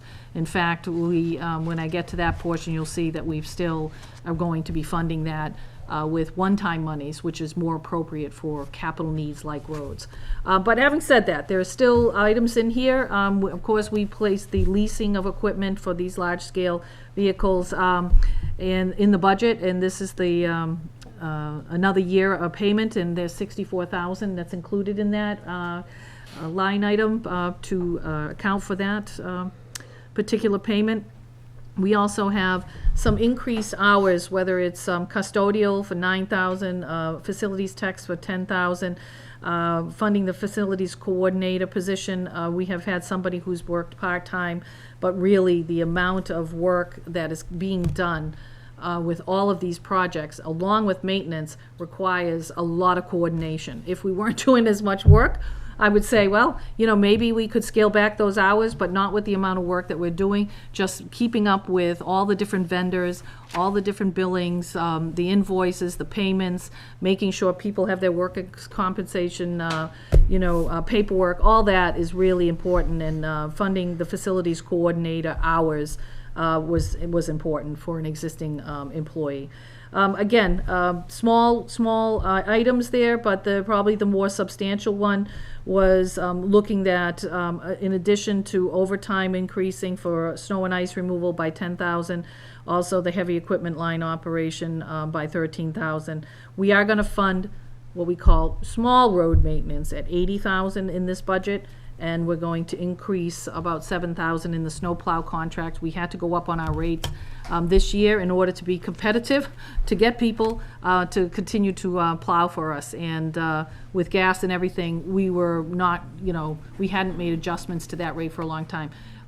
Jared did. He didn't go the highest, but he did make an adjustment and did a great job advertising. And we had a huge number of people, including local people, who had never heard that they could actually apply to be a snowplow contractor. So all of that was great, and it helps us in the long run. The next two budgets relate to human services, and as you can see, our Council on Aging is funded at $183,535. Basically, that includes fundamentally people. We used to have a part-time director, and now we have a full-time director, and she's doing a fabulous job. And that because of that, that's that additional $32,000, because it used to be a part-time thing. The senior center wasn't open as many hours and didn't have the amount of programming that we're able to do now. We're going to increase the van driver hours so that we can actually extend the availability of the van beyond the hours that it has. We have a terrific culinary supervisor who is also our resident chef. Anybody who has had one of our meals can speak to the fact that this is no average senior meal program. It's fabulous. We're sellout crowds every week, both Mondays and Fridays. And because of that, we put a little bit of hours into Deb's budget, because she actually is using more hours in preparing desserts and all kinds of stuff for our seniors. So they're also going to expand some program offerings as we're coming out of COVID. Remember, we just lifted our mask mandate on February 28th. So I know everybody's like, everything's back to normal, but trust me when I tell you, we're still ramping up from where we were at. And that's one area that's going to continue to ramp up, as is the library. We now have really promoted our senior tax write-off program after revamping it, and we've had a record number of people apply. We had a lottery. We only had funded 13 positions. We are going to fund it again this year. We're talking about how many we're going to try to do, but I will tell you that, we're matching these job descriptions with departments. We're hoping that this will also help alleviate some of the needs of departments, whether it's administrative, inspectional, any number of things that we have going on. And the people who were picked by the lottery are excited because we're matching them with the kinds of interests that they have. There was virtually no real participation except a handful of people every single year. We have exploded the program, and we'll continue to try to provide some tax relief to our local seniors in that program, which is executed both through the Council on Aging and both the manager's office and the treasurer collector's office and the assessor's office. Veterans, this is an item that not everybody, is fundamentally aware of, but we have to provide veterans benefits, obviously, but we also have to belong to a veteran service district because we're not big enough to be able to say that we don't. So we belong to a 4-town regional veteran service district, and by an intermunicipal agreement with the Selectmen have put together with the towns of Southbridge, Charlton, and Auburn. We have a small increase to that budget. We pay usually about $8,000, and that is for the Veteran Service District Director, and then we have our Veterans Agent underneath that. You'll see I decreased the line item for Veterans Agent, not because I don't want to pay the guy. He's wonderful. It's just that he's not using those hours. So he said, I don't need those hours now, in the future if I ever do. So this is the give and take. He understands that it was there, but he didn't need it at the time. The benefits line was increased by $11,000 to $205,000. That is the actual benefits we pay out. We have to have some of these compliance issues and reporting done in order to get reimbursed by the state. If we don't do it right, we don't get the 75% reimbursement from the state. So it's very important that we have qualified people. That benefits line item may change depending on whether we have a veteran that moves in or out of town or passes away. But we always keep it around that amount to be sure of it. The next two items relate to the budget area of culture and recreation. We're fortunate in this town to have a community center. Not every community has that, and because of that, it means we also have a fiduciary responsibility to help that particular division of our government, be able to operate and grow. The library is also one of our cultural recreation departments. We're funding that at $505,333. As you'll remember, during the pandemic, these two areas were hit quite significantly when we had to remove $1 million from the budget. We have, accepted the fact that that was hopefully going to be a temporary thing, and it was very temporary. And what we have done is brought their staffing back to an optimal level with this budget, with a few more part-time hours in the circulation clerk's budget of about $13,000, that line. The pages, library pages, we're adding about 9,000. The normal steps for the several librarians that we have, and the technology librarian is, together, all of those people is like 11,000. They're going to be implementing a new digital canopy database this year, and there is a slight savings that we're having for the CWMR's network that we have to be part of getting funding also from the state through the Board of Library Commissioners. This is another area, by the way, that in order to have an accredited library, you have to meet a certain budgetary spending threshold. We asked for a waiver the previous year, and were granted it. And if we don't come to that level, the state not only will withhold its appropriation that it gives us to the library, which is still significant. It's not as big as, say, Chapter 70 or 90, but it's, to the library it's significant. But the more significant is that when you're not accredited, you can't do exchanges to all the different libraries. So you have to be able to comply with it. So $500,000 sounds like a lot, but for this library and anybody who hasn't been into it and used it, please go. The programming is fantastic, and the staff are really terrific. And no matter what, whether you're doing research, looking for a job, you got some kids project that you need to have done, you don't have a computer, that's the place to go. So I encourage people to use it. The community center, it has a budget of $290,869. Again, we're looking at having taken a part-time director, and she doesn't work 40 hours a week, but she is considered full-time, and because of that, we had to increase that by $15,000. In order to get successful programming, you have to invest in professional staff. Shelley Lambert is incredible. She has been able to rise to every single community event program or task that we have placed before her and knocked it out of the park. We have more people coming downtown, whether it's Movies on Main, teddy bear picnics, winter festivals, all kinds of things, Oktoberfest, Scarecrow Fest. It's just phenomenal. And a lot of communities don't have that driving people back to downtown, and that's part of our master plan, is to bring people downtown, and this is a fundamental department that does that. Having said that, this budget is very much offset by grants to the tune of about $156,000 for being able to do all of these different things, substantially support our summer help. They are going to move the summer program, which was really hit hard during COVID. Obviously, there were, we just didn't have participation, and we didn't have staff either.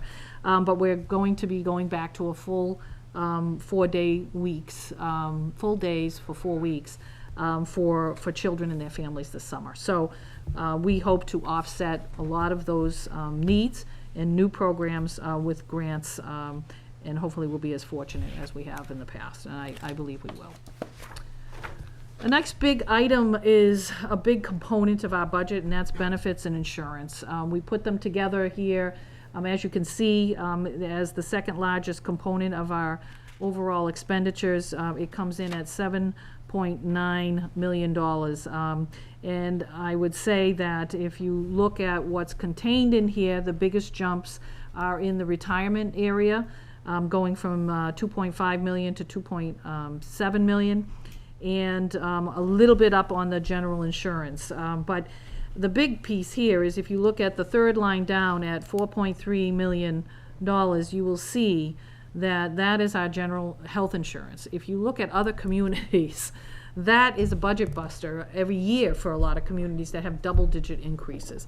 We have been able to, through some great negotiating and also through some great plan redesign, been able to hold us in a budget neutral position for health insurance.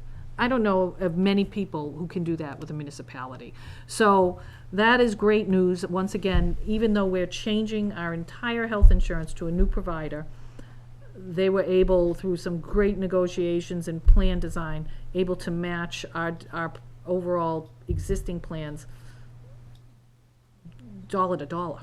So that means that we came in with a potential frightening, decision to have to make in a budget, and found out that, in fact, we're going to be okay. So there's a great thing.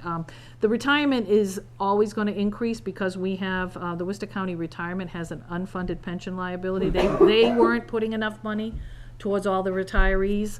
And so we're on the hook every year for payments, and we will be until they're fully funded. But once that's done, all of that money that we're spending to get them up to being able to handle their liability, that'll be eventually money that comes back and gets built into our budget. So, we have some huge requirements to have to meet that we don't have a say in. But once they go away, the money comes back to us. So there's the biggest out of the expenditures for our overall Any employee idea when benefits. that's gonna happen? I did have it looked up. I want to say in 2030, 4 or 5 years. 2035, 2038, something like that, Yeah, 2035? I know I'll it. look it up. I had it last year, and I It's can't about- remember. It's about 10 years. I When think so. Worcester County government went away, we were left with the sheriff department and the unfunded liability. I'll get you the answer. The state That's fine. left I us just- holding the bag. Just It was wanna not take a look funded, at the end. back in 92, when all this, 90, when all the Worcester County government went, and I was complaining about it then. And we're paying for it now. They weren't doing their fiduciary responsibilities, the county government funding the unfunded retirement funds, and every town has suffered because of it. The Yeah. state didn't step up to bail the county, Worcester County out. Yeah, I remember asking our treasurer collector for that the previous year, because I was hoping it was gonna be like in 5 years or something, No. because it was a significant amount of money. But, no, I'm pretty sure it's something like, I wanna say 2038 or something like that, Yeah. something like that. But thank you for asking that, and we'll get you that information.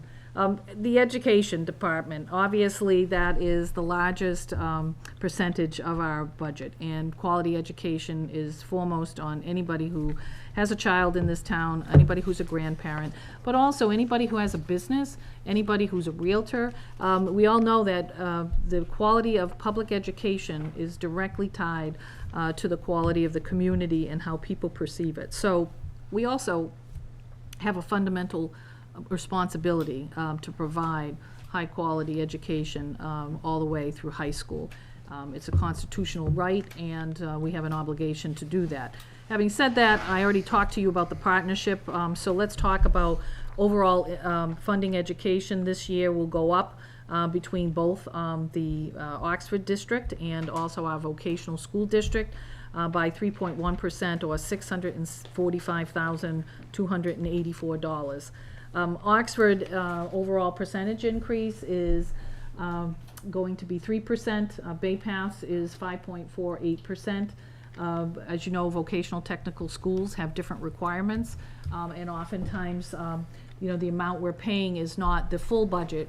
We're paying it with a whole lot of other towns, and we have an assessment that is apportioned out to us for the number of students. We're only charged for the number of students and any other things that are part of their budget that they don't get to enjoy having provided by a town, because they're their own entity. So like snow plowing and stuff that we might do for the town here, they have to do that because they don't have any town that necessarily does that. They contract that out. So $563,279 over fiscal year '22, the Oxford Public Schools will have. Their overall budget's gonna be $19.3 million. There are some entities in here, they planned $35,000 for replacement of 140 Chromebooks. Their assessment software is $28,000, looking at student potential and trying to ascertain what they're learning. ELL curriculum and aid, the $27,000. They're looking to have 7 to 23 English language learning students coming in. We talked about affordability in this town, and we also talked about the diversity of our population. This is reflective of that in what the schools are preparing for by providing curriculum for those who may not be English language proficient. And as a natural course of action, schools will respond to what the needs of their students are. Athletic trainer has been a long-term goal of the school. It looks like they're gonna fund some hours of $25,000. Bay Path is going to be up $82,000 over fiscal year =22. Their total budget that we're going to be providing in our budget is $1.6 million. I mentioned that we are making an investment in our EMS fire department, and one of the things, you have to hit it one more time, the superintendent talked to me about they're offering 3 new electives and career paths at the school. One is going to be in fire sciences. There's only 6 schools that do this. It's a very particular program, and the fire chief is a great teacher and educator, and he is going to be working with the school to set this up. To try to see what kind of interest we may have for students in learning about fire science. Certified nursing assistant course as an elective and potential career path in early education, and care is another area. These are all budget neutral, I am told by the superintendent, but having said that, it is an investment that they're making in curricula. I would implore that anybody who has really specific requests about the school budget, they go before the school committee, and then they come also before the finance committee, and they can see that. I'm just looking at the 35,000 foot level to see what we need to do to help. You know, one area that we talked about is the area for fuel and electricity in the municipal budgets, but we're also looking at that very carefully in the school budgets too.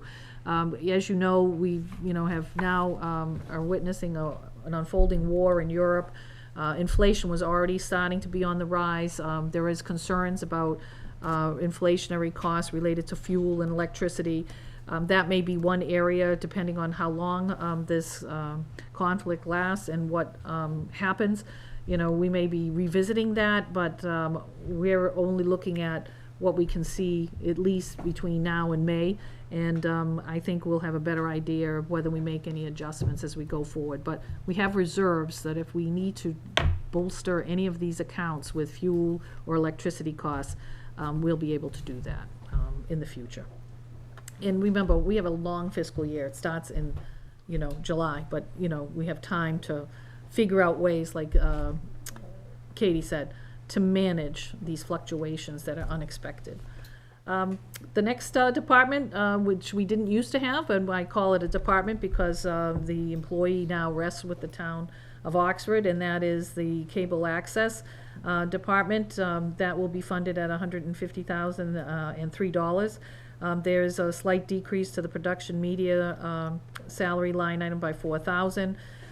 There is a need for videographers now that we've been building the department. As you know, we used to have an outside entity doing the services for cable access, and now we have actual employees with us, and we have a greater need as we have improved the equipment that we needed to buy and purchase, and now we are ready and set to bring on a couple of part-time videographers. We have one right there, doing a great job. Thanks, Sam. Increased professional services and supplies by $6,000 and decreasing equipment costs by $3,000. Most of these things are done. And that's under the 150,000 that's coming.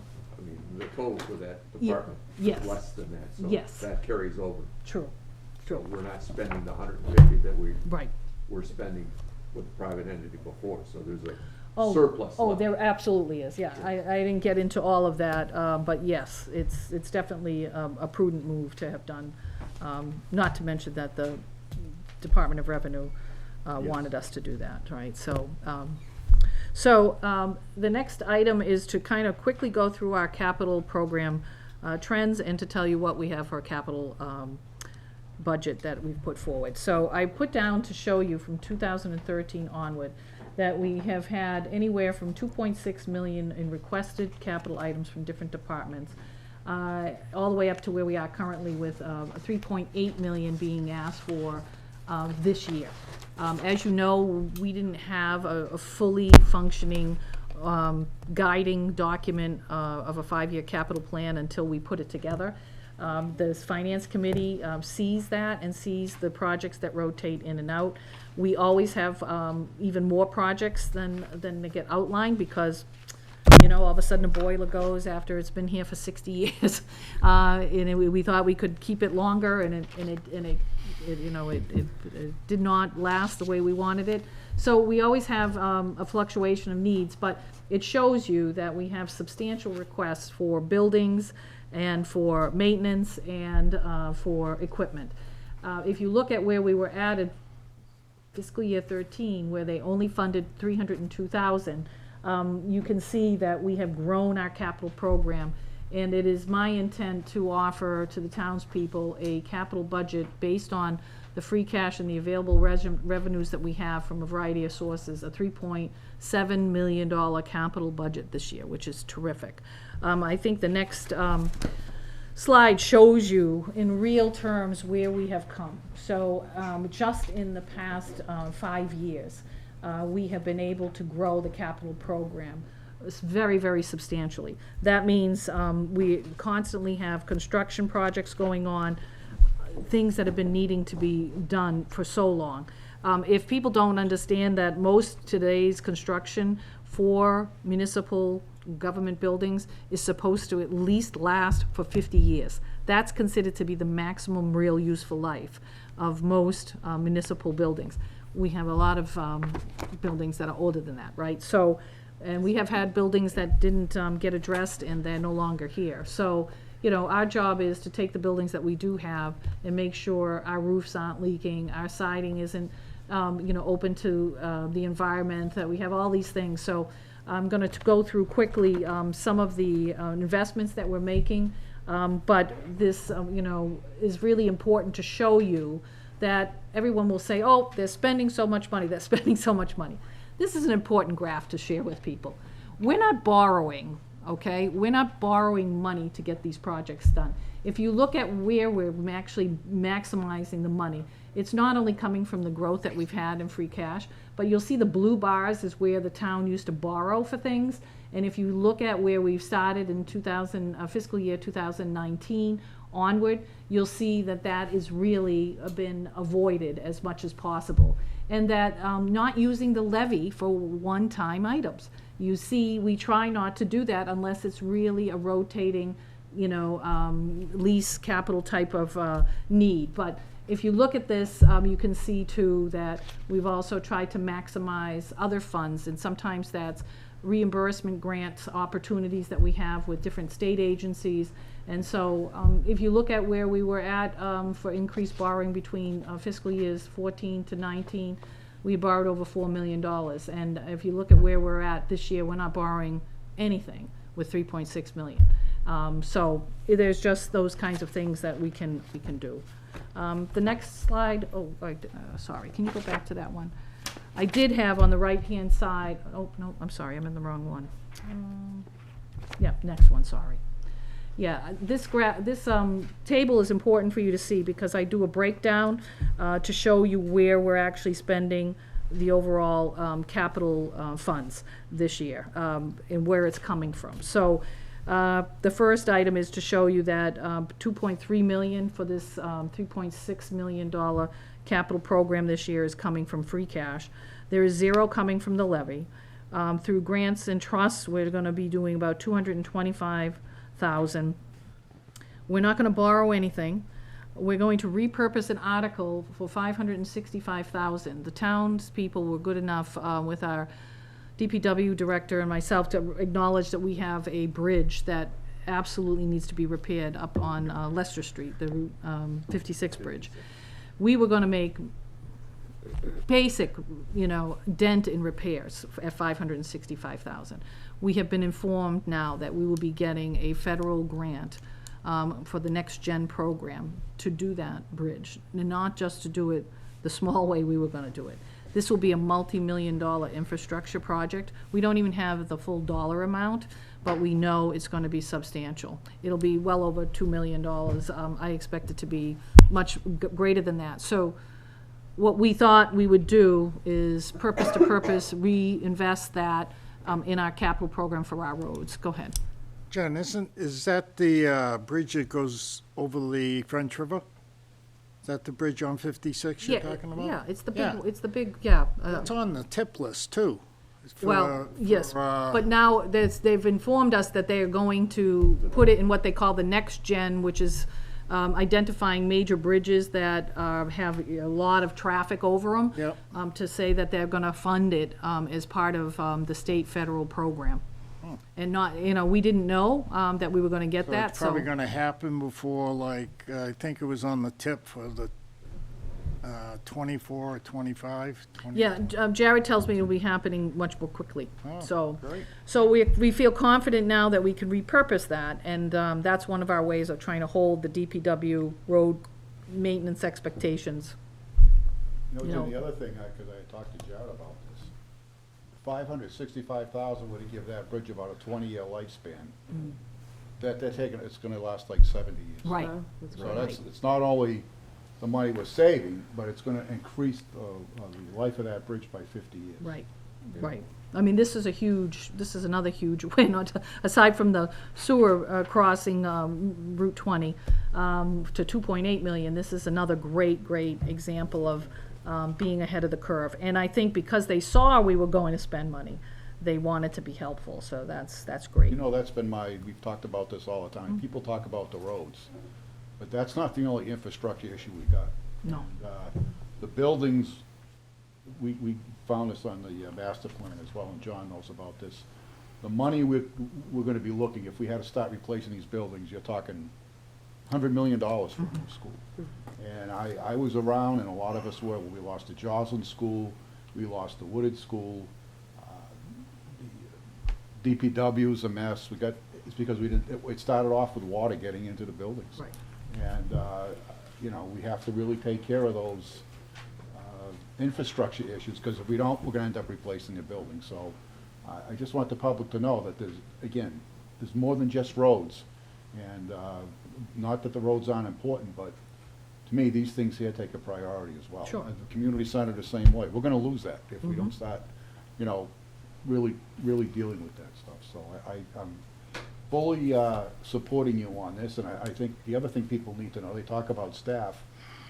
To do this, you need a facilities manager, and now we have a facilities manager, who's taking care of a lot of this stuff. So now we can go back to somebody and say, this was your job, what happened? Right. Before, we didn't have a person to do that, so.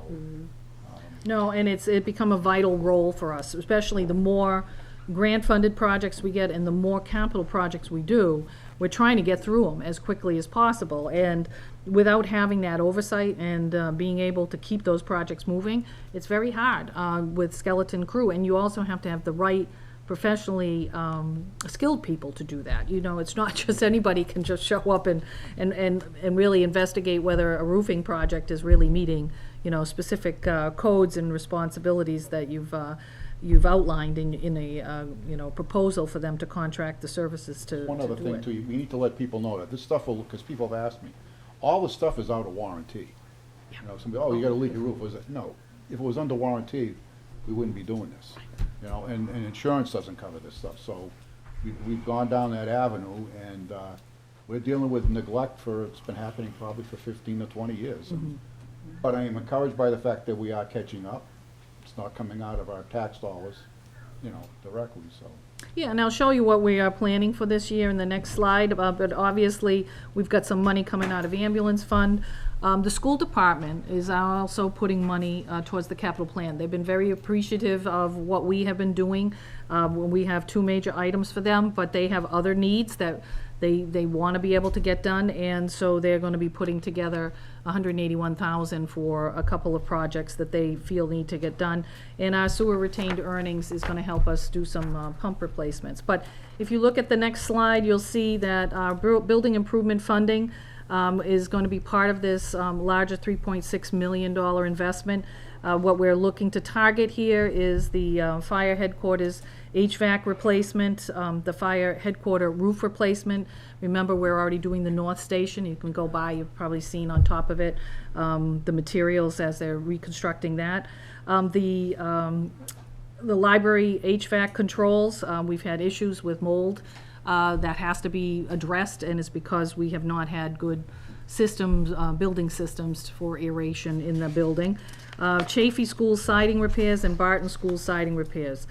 These are fundamentally some large projects that have been on the screen for the school committee and the superintendent, current and past. We are going to do this this year, and I know that the school will be happy about that, and we're going to also include the middle school's refinishing of the gym floor in that to round it out.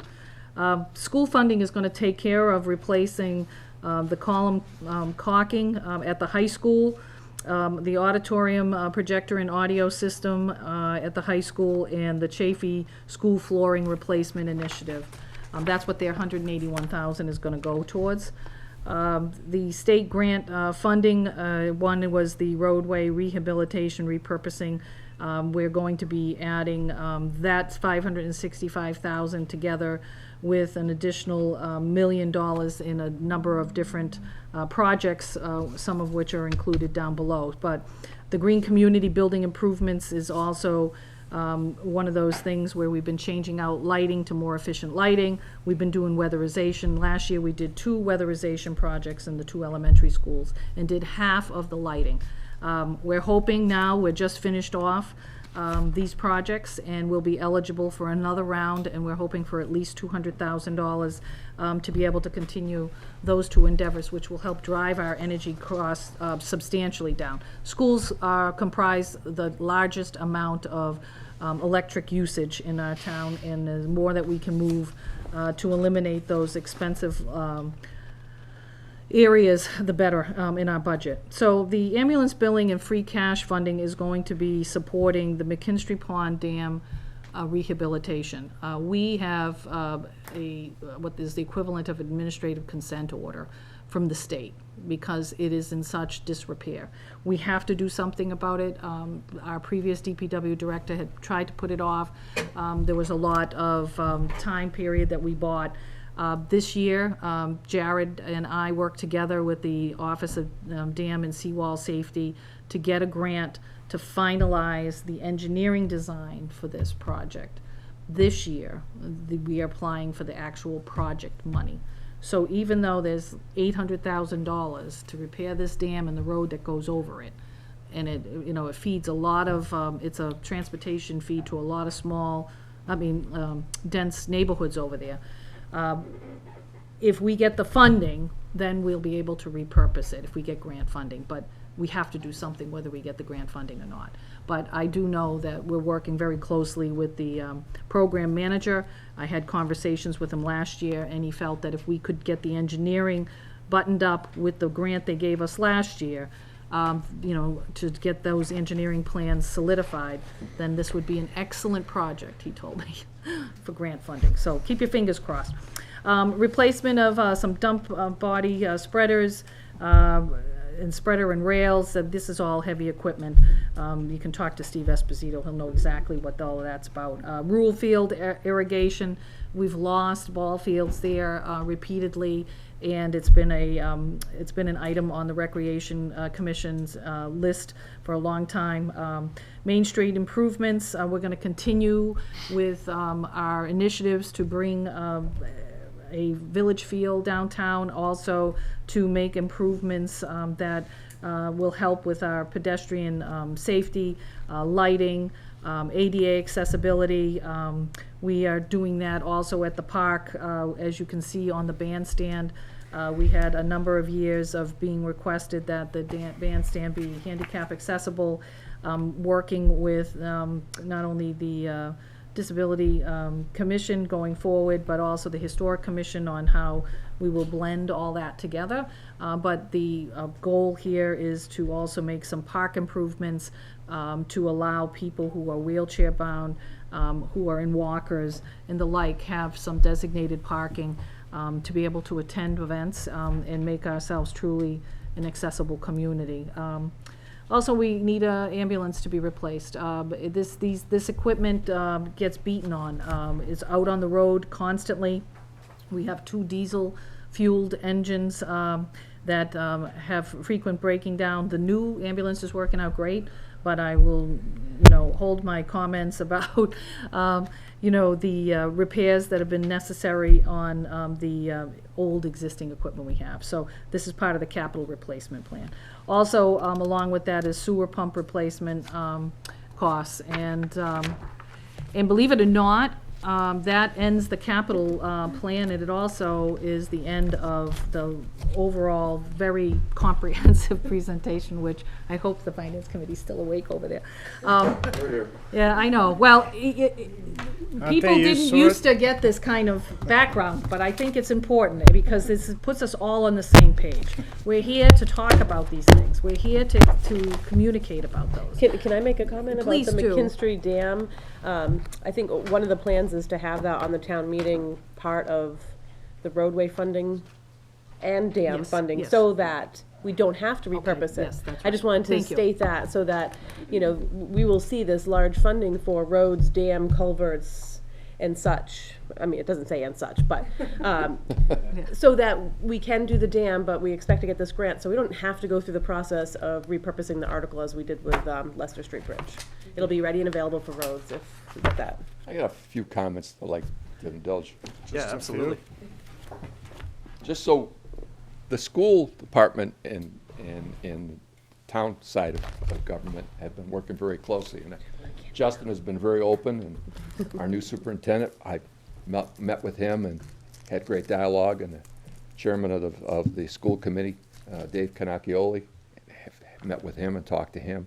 And they've been very open about, as you can see, 181,000, because they have money left over sometimes in their budget. So a lot of on their 5-year capital program that was last year and the year before, a lot of those items have disappeared. In other words, they self-funded them.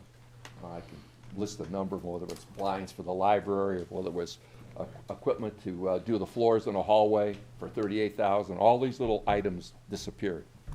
So I want to recognize their effort on their side of the government. That being said, we're an aging community. 1 out of 4 is over 65, as I am. And the school population is decreasing. We're at, according to Justin right now, these are his numbers, we're at 1,400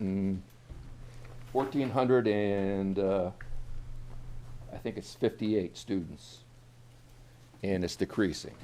Now, what people don't realize is when we look at the budget here and we look at the 19,339,254, that's the operational school budget. In addition to that, there's another 5.5 million per Justin that we, as the town, contribute to them. That's for we pay all the debt service, we pay all the unemployment, all the insurance for the teachers, and we do snow removal, maintenance of the facility external, the DPW. So when you look at what the state gives us, and it says right here on the budget, we're going to get 10,660,914. That's what the state's going to give us. Then down below, because people leave the school district, they don't choose not to go to the Oxford schools, the state takes away another $993,379. So it nets out. So the bottom line is the state's per spend is $7,227. The town's per spend, when you add the 5.5 million is $7,830. So the total is $15,057. That's the net per spend per pupil. That doesn't include, because the state doesn't recognize on the spend, bus monitors, busing, crossing guards, and a litany of other things that that we pay for that they don't recognize as being part of the net student spend. So that being said, if we talked about a $283,000 or $293,000 or $280,000 house at $16.60, let's say we lived in a house that was $360,000. You take 360 times 16, you get $5,818 in real estate taxes. If you had one child going to school, we'd be short by over $2,000, $2,012. And God forbid we had two children going, that household had two children going to school, we'd be short $9,942. So where does that shortage, how do we cover that shortage? Well, aging empty nesters like me, who pay real estate taxes, help cover that shortage. IPG helps cover that shortage. We're at about 20% of business. Hoping, going forward in the next 5 years, our levy, because we don't have affluent estates like Bob Kraft in Brookline or John Henry, that we have modest homes, we're a blue-collar community, so our tax levy from a real estate tax point isn't going to fund schools, as you can see. So where does the other money come from? Personal property taxes, business, like I said, the marijuana, 331,000, new businesses, okay, excise tax, lottery.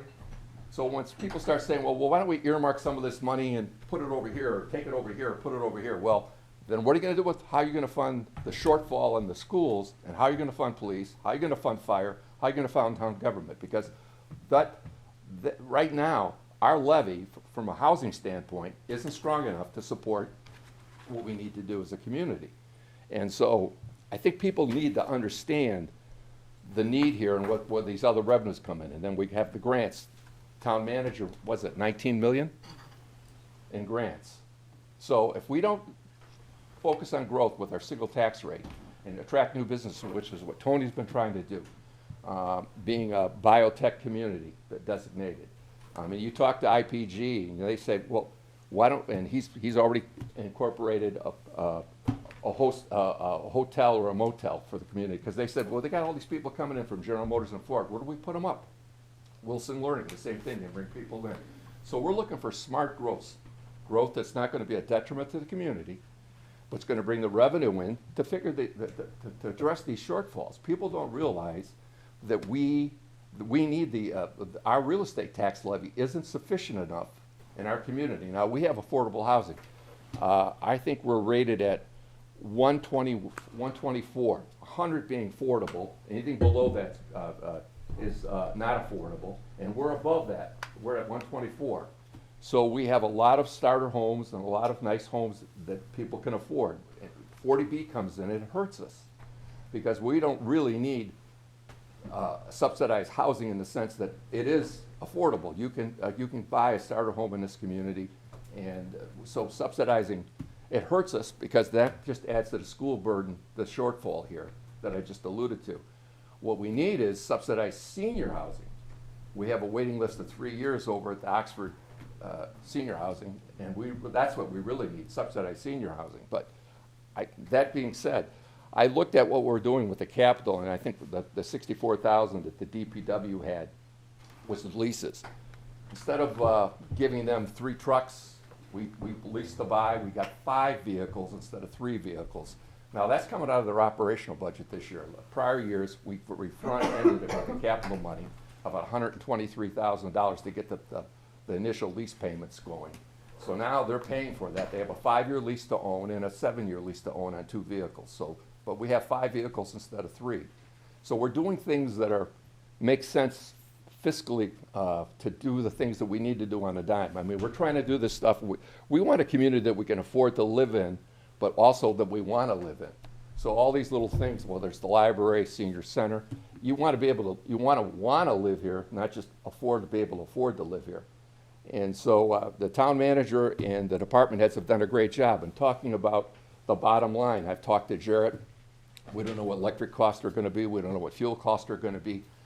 He has to stay within that bottom line. Now, he may have to jiggle because maybe professional services, when we contract to do the elevator services, last year was $20,000. Well, if inflation says anything, it's going to be $25,000 or $30,000.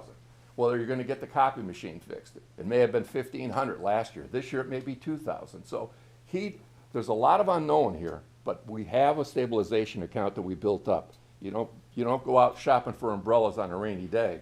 I mean, we've already thought about this ahead of time, and it's the credit to the department heads and the town manager to see that they have the vision to have seen this.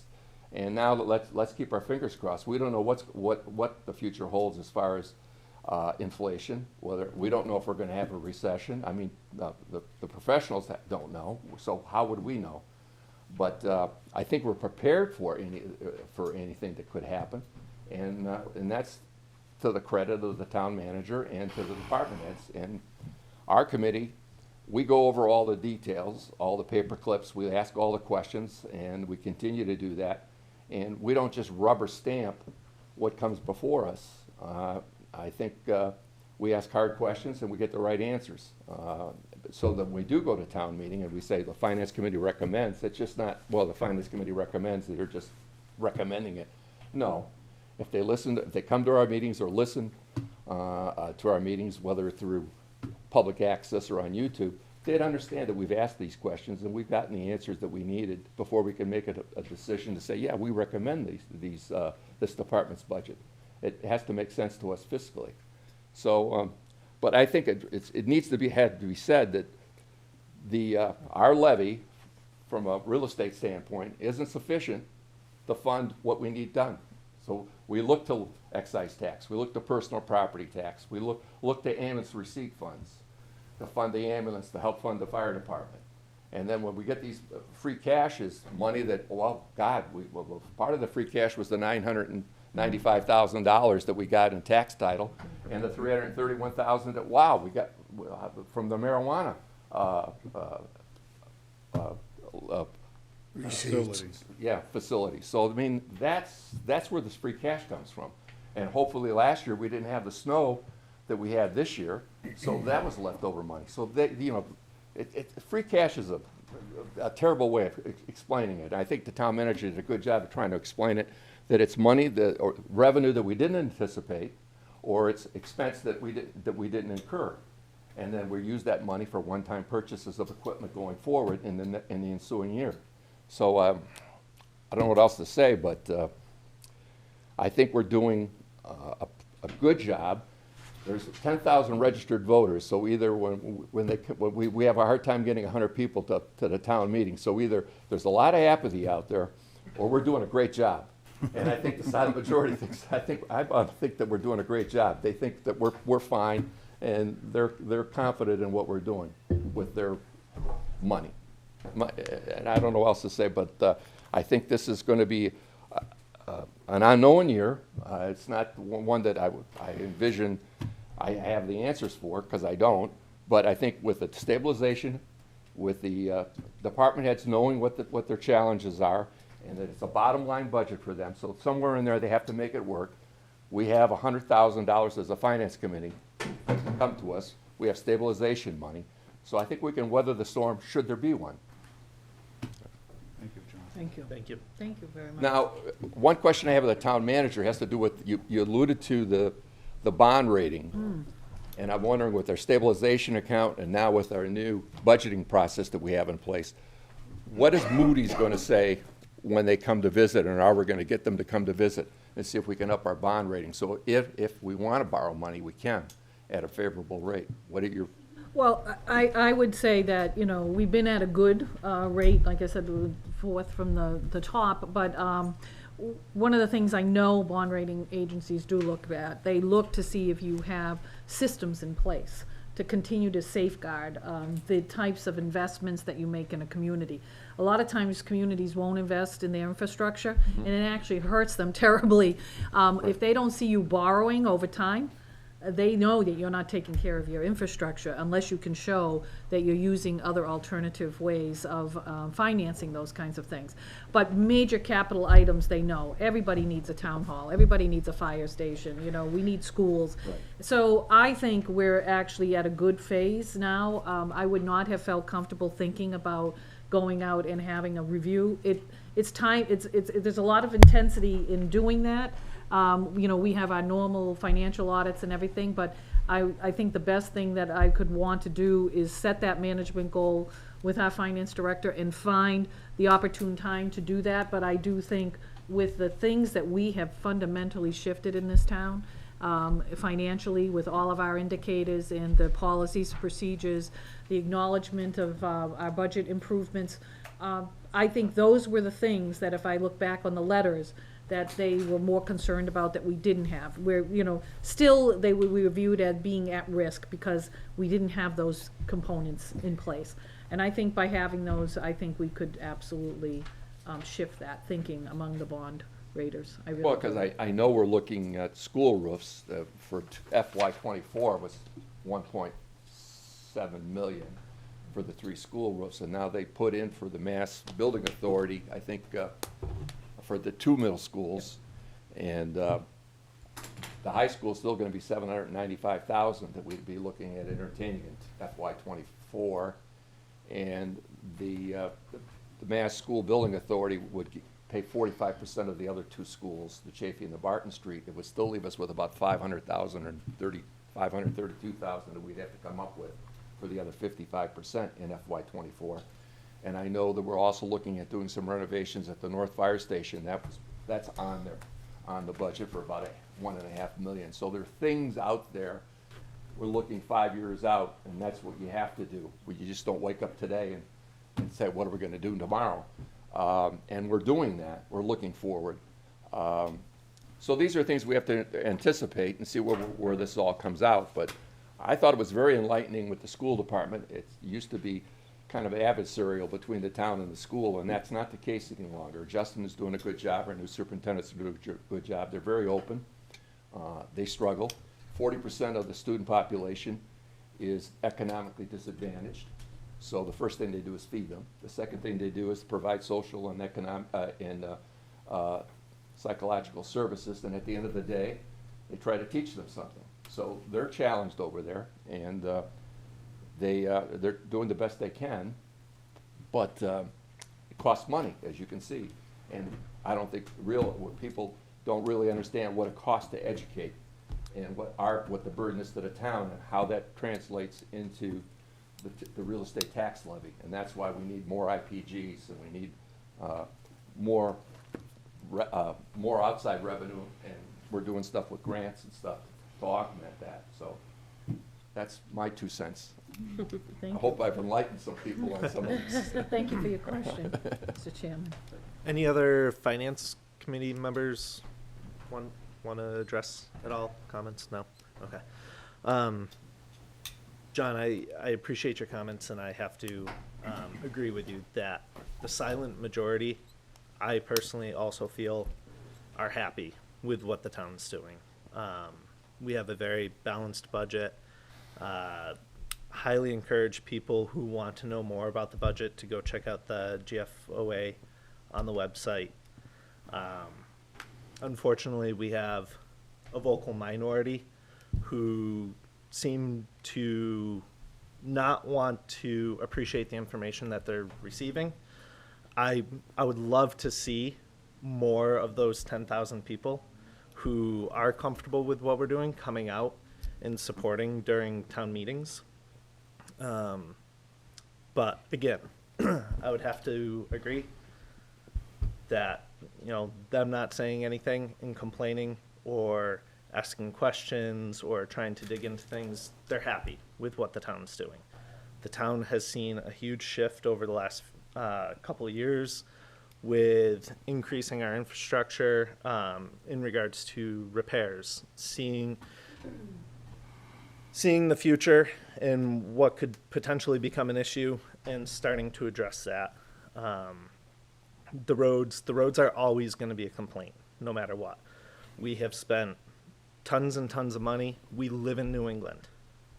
The roads are going to be an issue no matter what. It's an old town that's been discussed before. The roads were not There were cart paths that turned into roads. exactly. They weren't properly engineered previously. The town has to figure out how we can fix that going forward in the future. But like Selectman LeBlanc stated, we have buildings, we have bridges, we have dams, we have vehicles. We need to focus on that as well. Part of our So- legacy, we have abandoned dams that no one owns, that we're now faced with. Either we have to breach them or repair them, so, and no one owns them. They're part of the legacy, we were settled in 1687 and incorporated in 1713. Right. And that's great, but a lot of that infrastructure from those days, we're paying the price for now, trying to maintain it or retrofit it. And these dams, this $800,000 in dam money that we've allocated, hoping we're gonna get the grant and repurpose that money. And I think there's a great, with the town manager working due diligently and Jared to get that money, that'll come back to us. But the state put a gun to our head. I'll give you another great example of the police department needed bulletproof vests, okay? The state mandates that after so many years, they can't use those vests any longer. Okay, well, they went out and got a $20,000 matching grant, and they didn't come for a capital request this year to the finance committee. They had no request. Okay, and other departments are doing similar things. I'm just giving you one example of where if they can get the grant money, they go out and get the grant money so that it doesn't come back to the taxpayer. And they're doing a lot more of that than with the town manager now here and Champion to get grant money. So there's one right there, the police department. No capital request this year. This town is very lucky and fortunate to have the town manager and the leadership and the teamwork that she has brought into this community they go out and they find the money. They need the money. The money is available to them, but they try and go out and find it themselves. I'm pretty sure you've done professional development workshops for grant writing specifically, the past, and you yeah. encourage your team to research for grants. So this community is very lucky in that sense. I know we've said it multiple times how much grant money you've brought into this community. It's your team It is. that's doing it. So, and that's the team that you built for this community, which is outstanding.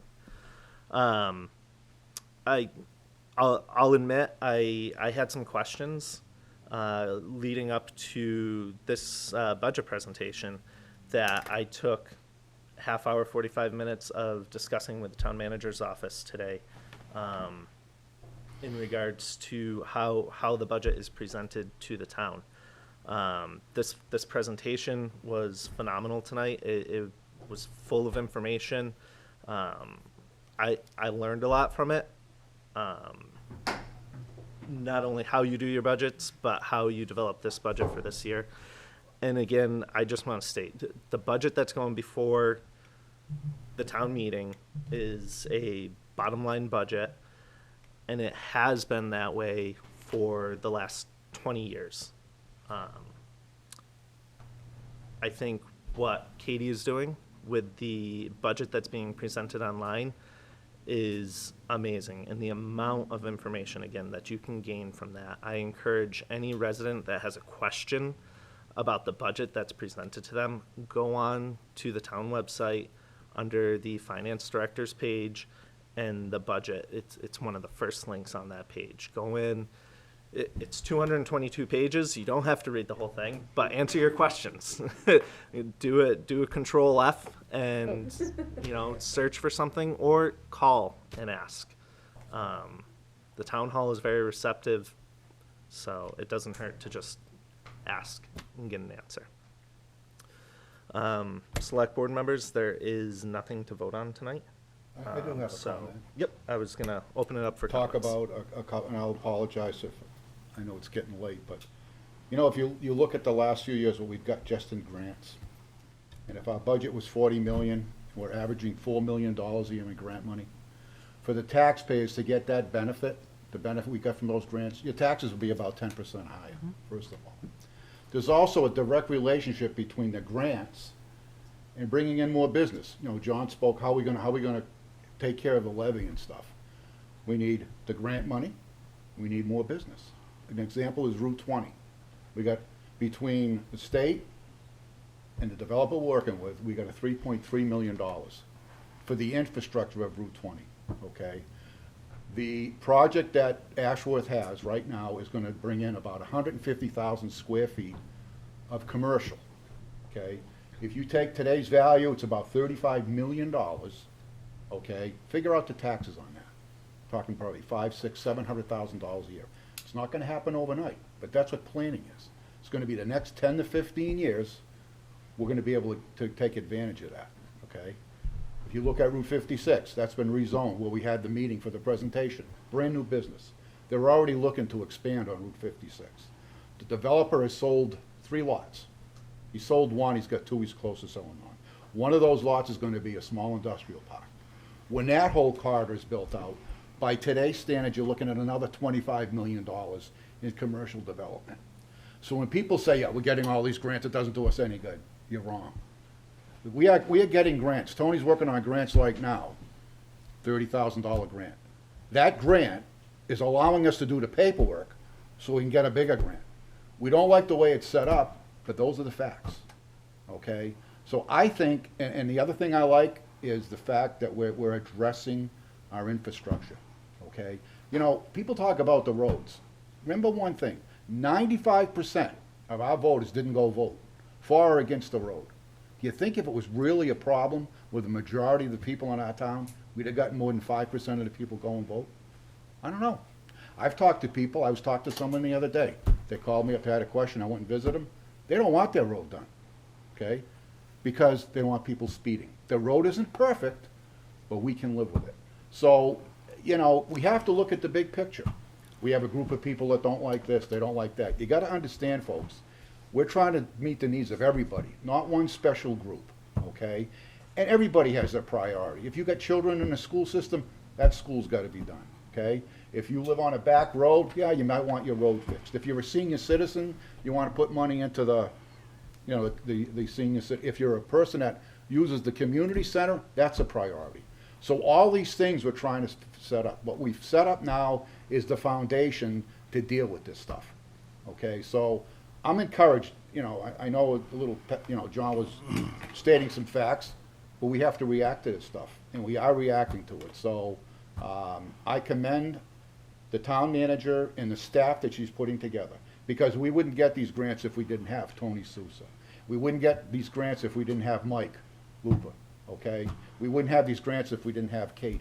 You have to start with the right staff. And at the end of the day, you get what you pay for, okay? It costs money to go out and get a town manager that's qualified. It costs money to get a town planner / economic development person. So you're not gonna, so if you save $20,000, but if you get someone that's just out of college and has no experience, doesn't work. So I'm encouraged by the direction the town is going in. I'm a lifelong resident, and we welcome new people into the community. I think we've got a lot of my only disappointment is we need some of the younger people in our community to get involved. I'm 70 years old. John's a week or two older than me. Dennis is getting a little long in the tooth. Because the future of our town is not me. Okay, it's the young people with the young families, and you need to get involved. You need to get involved. So I appreciate. I mean, this budget. We just won an award for the way our budget's being it's transparency. So people that tell you we're hiding things, look at, it's a national award that we got, okay? And the only thing I would do is I would encourage people, before you comment, do your research. Ask questions. You got I had somebody the other day ask me something about they're concerned about the sidewalks that we're getting a grant from. This guy doesn't want sidewalks on his street. Whatever, okay? But don't call me, call a town hall. They'll get an answer. He wants to know which side of the street the sidewalk's gonna be on, all right? We don't have the grant yet, but find out, you know, before you go and say that we talk about the islands, okay? They're temporary folks, okay? We're looking at a plan to redo our whole Main Street, okay? In the meantime, it's safe. I haven't talked to one person that likes them, okay? All right, so we get it. Unless they're people that are using the street, crossing the street. So I appreciate what's going on in the town. Like I say, I'm a lifelong resident. I've been through a lot of these battles where it's political. I've watched us lose buildings, and I think we're heading in the right direction. So I appreciate what's going on, and again, some of you young people get involved here and volunteer for some of these boards. Thank you. That's it. Go ahead, Dennis. You all done? Yeah, for now. I did want to comment, as being a member of the Central Mass Regional Planning Commission, I'm the representative for the Southwest region. So I get to talk to a lot of people, a lot of selectmen and other people from other towns. And they have the same problems with their roads as we have, you know? I mean, the federal and state only give you so much money, and those more for the large projects. The local streets are a town issue. And I don't care whether you go to Webster, you go through Charlton, no matter where you just drive around. The streets are the same, you know, and roads are tough. But we're doing so much in this town. Like Norman said, you know, the people we have in this town, I've said it for years and years, and I'll keep saying it till I'm off this board. They're great. They're great people. They work hard. They have the town in their hearts, every one of them. And because of that, we're not as bad off as people think. If you think it's that bad, then, you know, leave town. And I've actually talked to a couple of people that have left town and come back because of the fact that they went and saw that the grass wasn't greener on the other side. You know, that for what you get for your tax dollars here is a lot more than you get in other towns. And we're very fortunate. As Norman said, this manager with the grants, she is trained all her people in her departments. Hey, that money's out there. Go get it. and that's what we're doing. So I commend the entire staff in the town. I commend the Finance Committee. I thank you for your relentless hours you put in and the hard work you put in. I don't think people recognize the amount of work that you put in. Like John said, there are hours and hours of time and questions and reviews you go through that it's just not, hey, we recommend this, we rubber stamp whatever the budget is. No, so we're very fortunate. And I will agree. I think the large majority of the residents in the town are happy, that, the only time you hear any of the negativity is when they got a problem with something. And other than that, you hear nothing. So once in a while, we'll hear, hey, great job, and we're doing a great job. So that's my spiel. Thank you. Thank you, Finance Committee, again. Great amount of work you do. Thank you. With that being said, I entertain a motion to adjourn. I'll make that motion. Second. Motion's been made and seconded. Any discussion? Hearing none, I'll call for a vote. Yes. Yes. Yes, that's 3 in affirmative, 1 absent. Selectmen's meeting for this evening is adjourned. Finance Committee Chair, would you please adjourn your meeting? Yes, I call for a motion to adjourn our meeting. Or a second? All in favor? Aye. Unanimous. Aye and bye.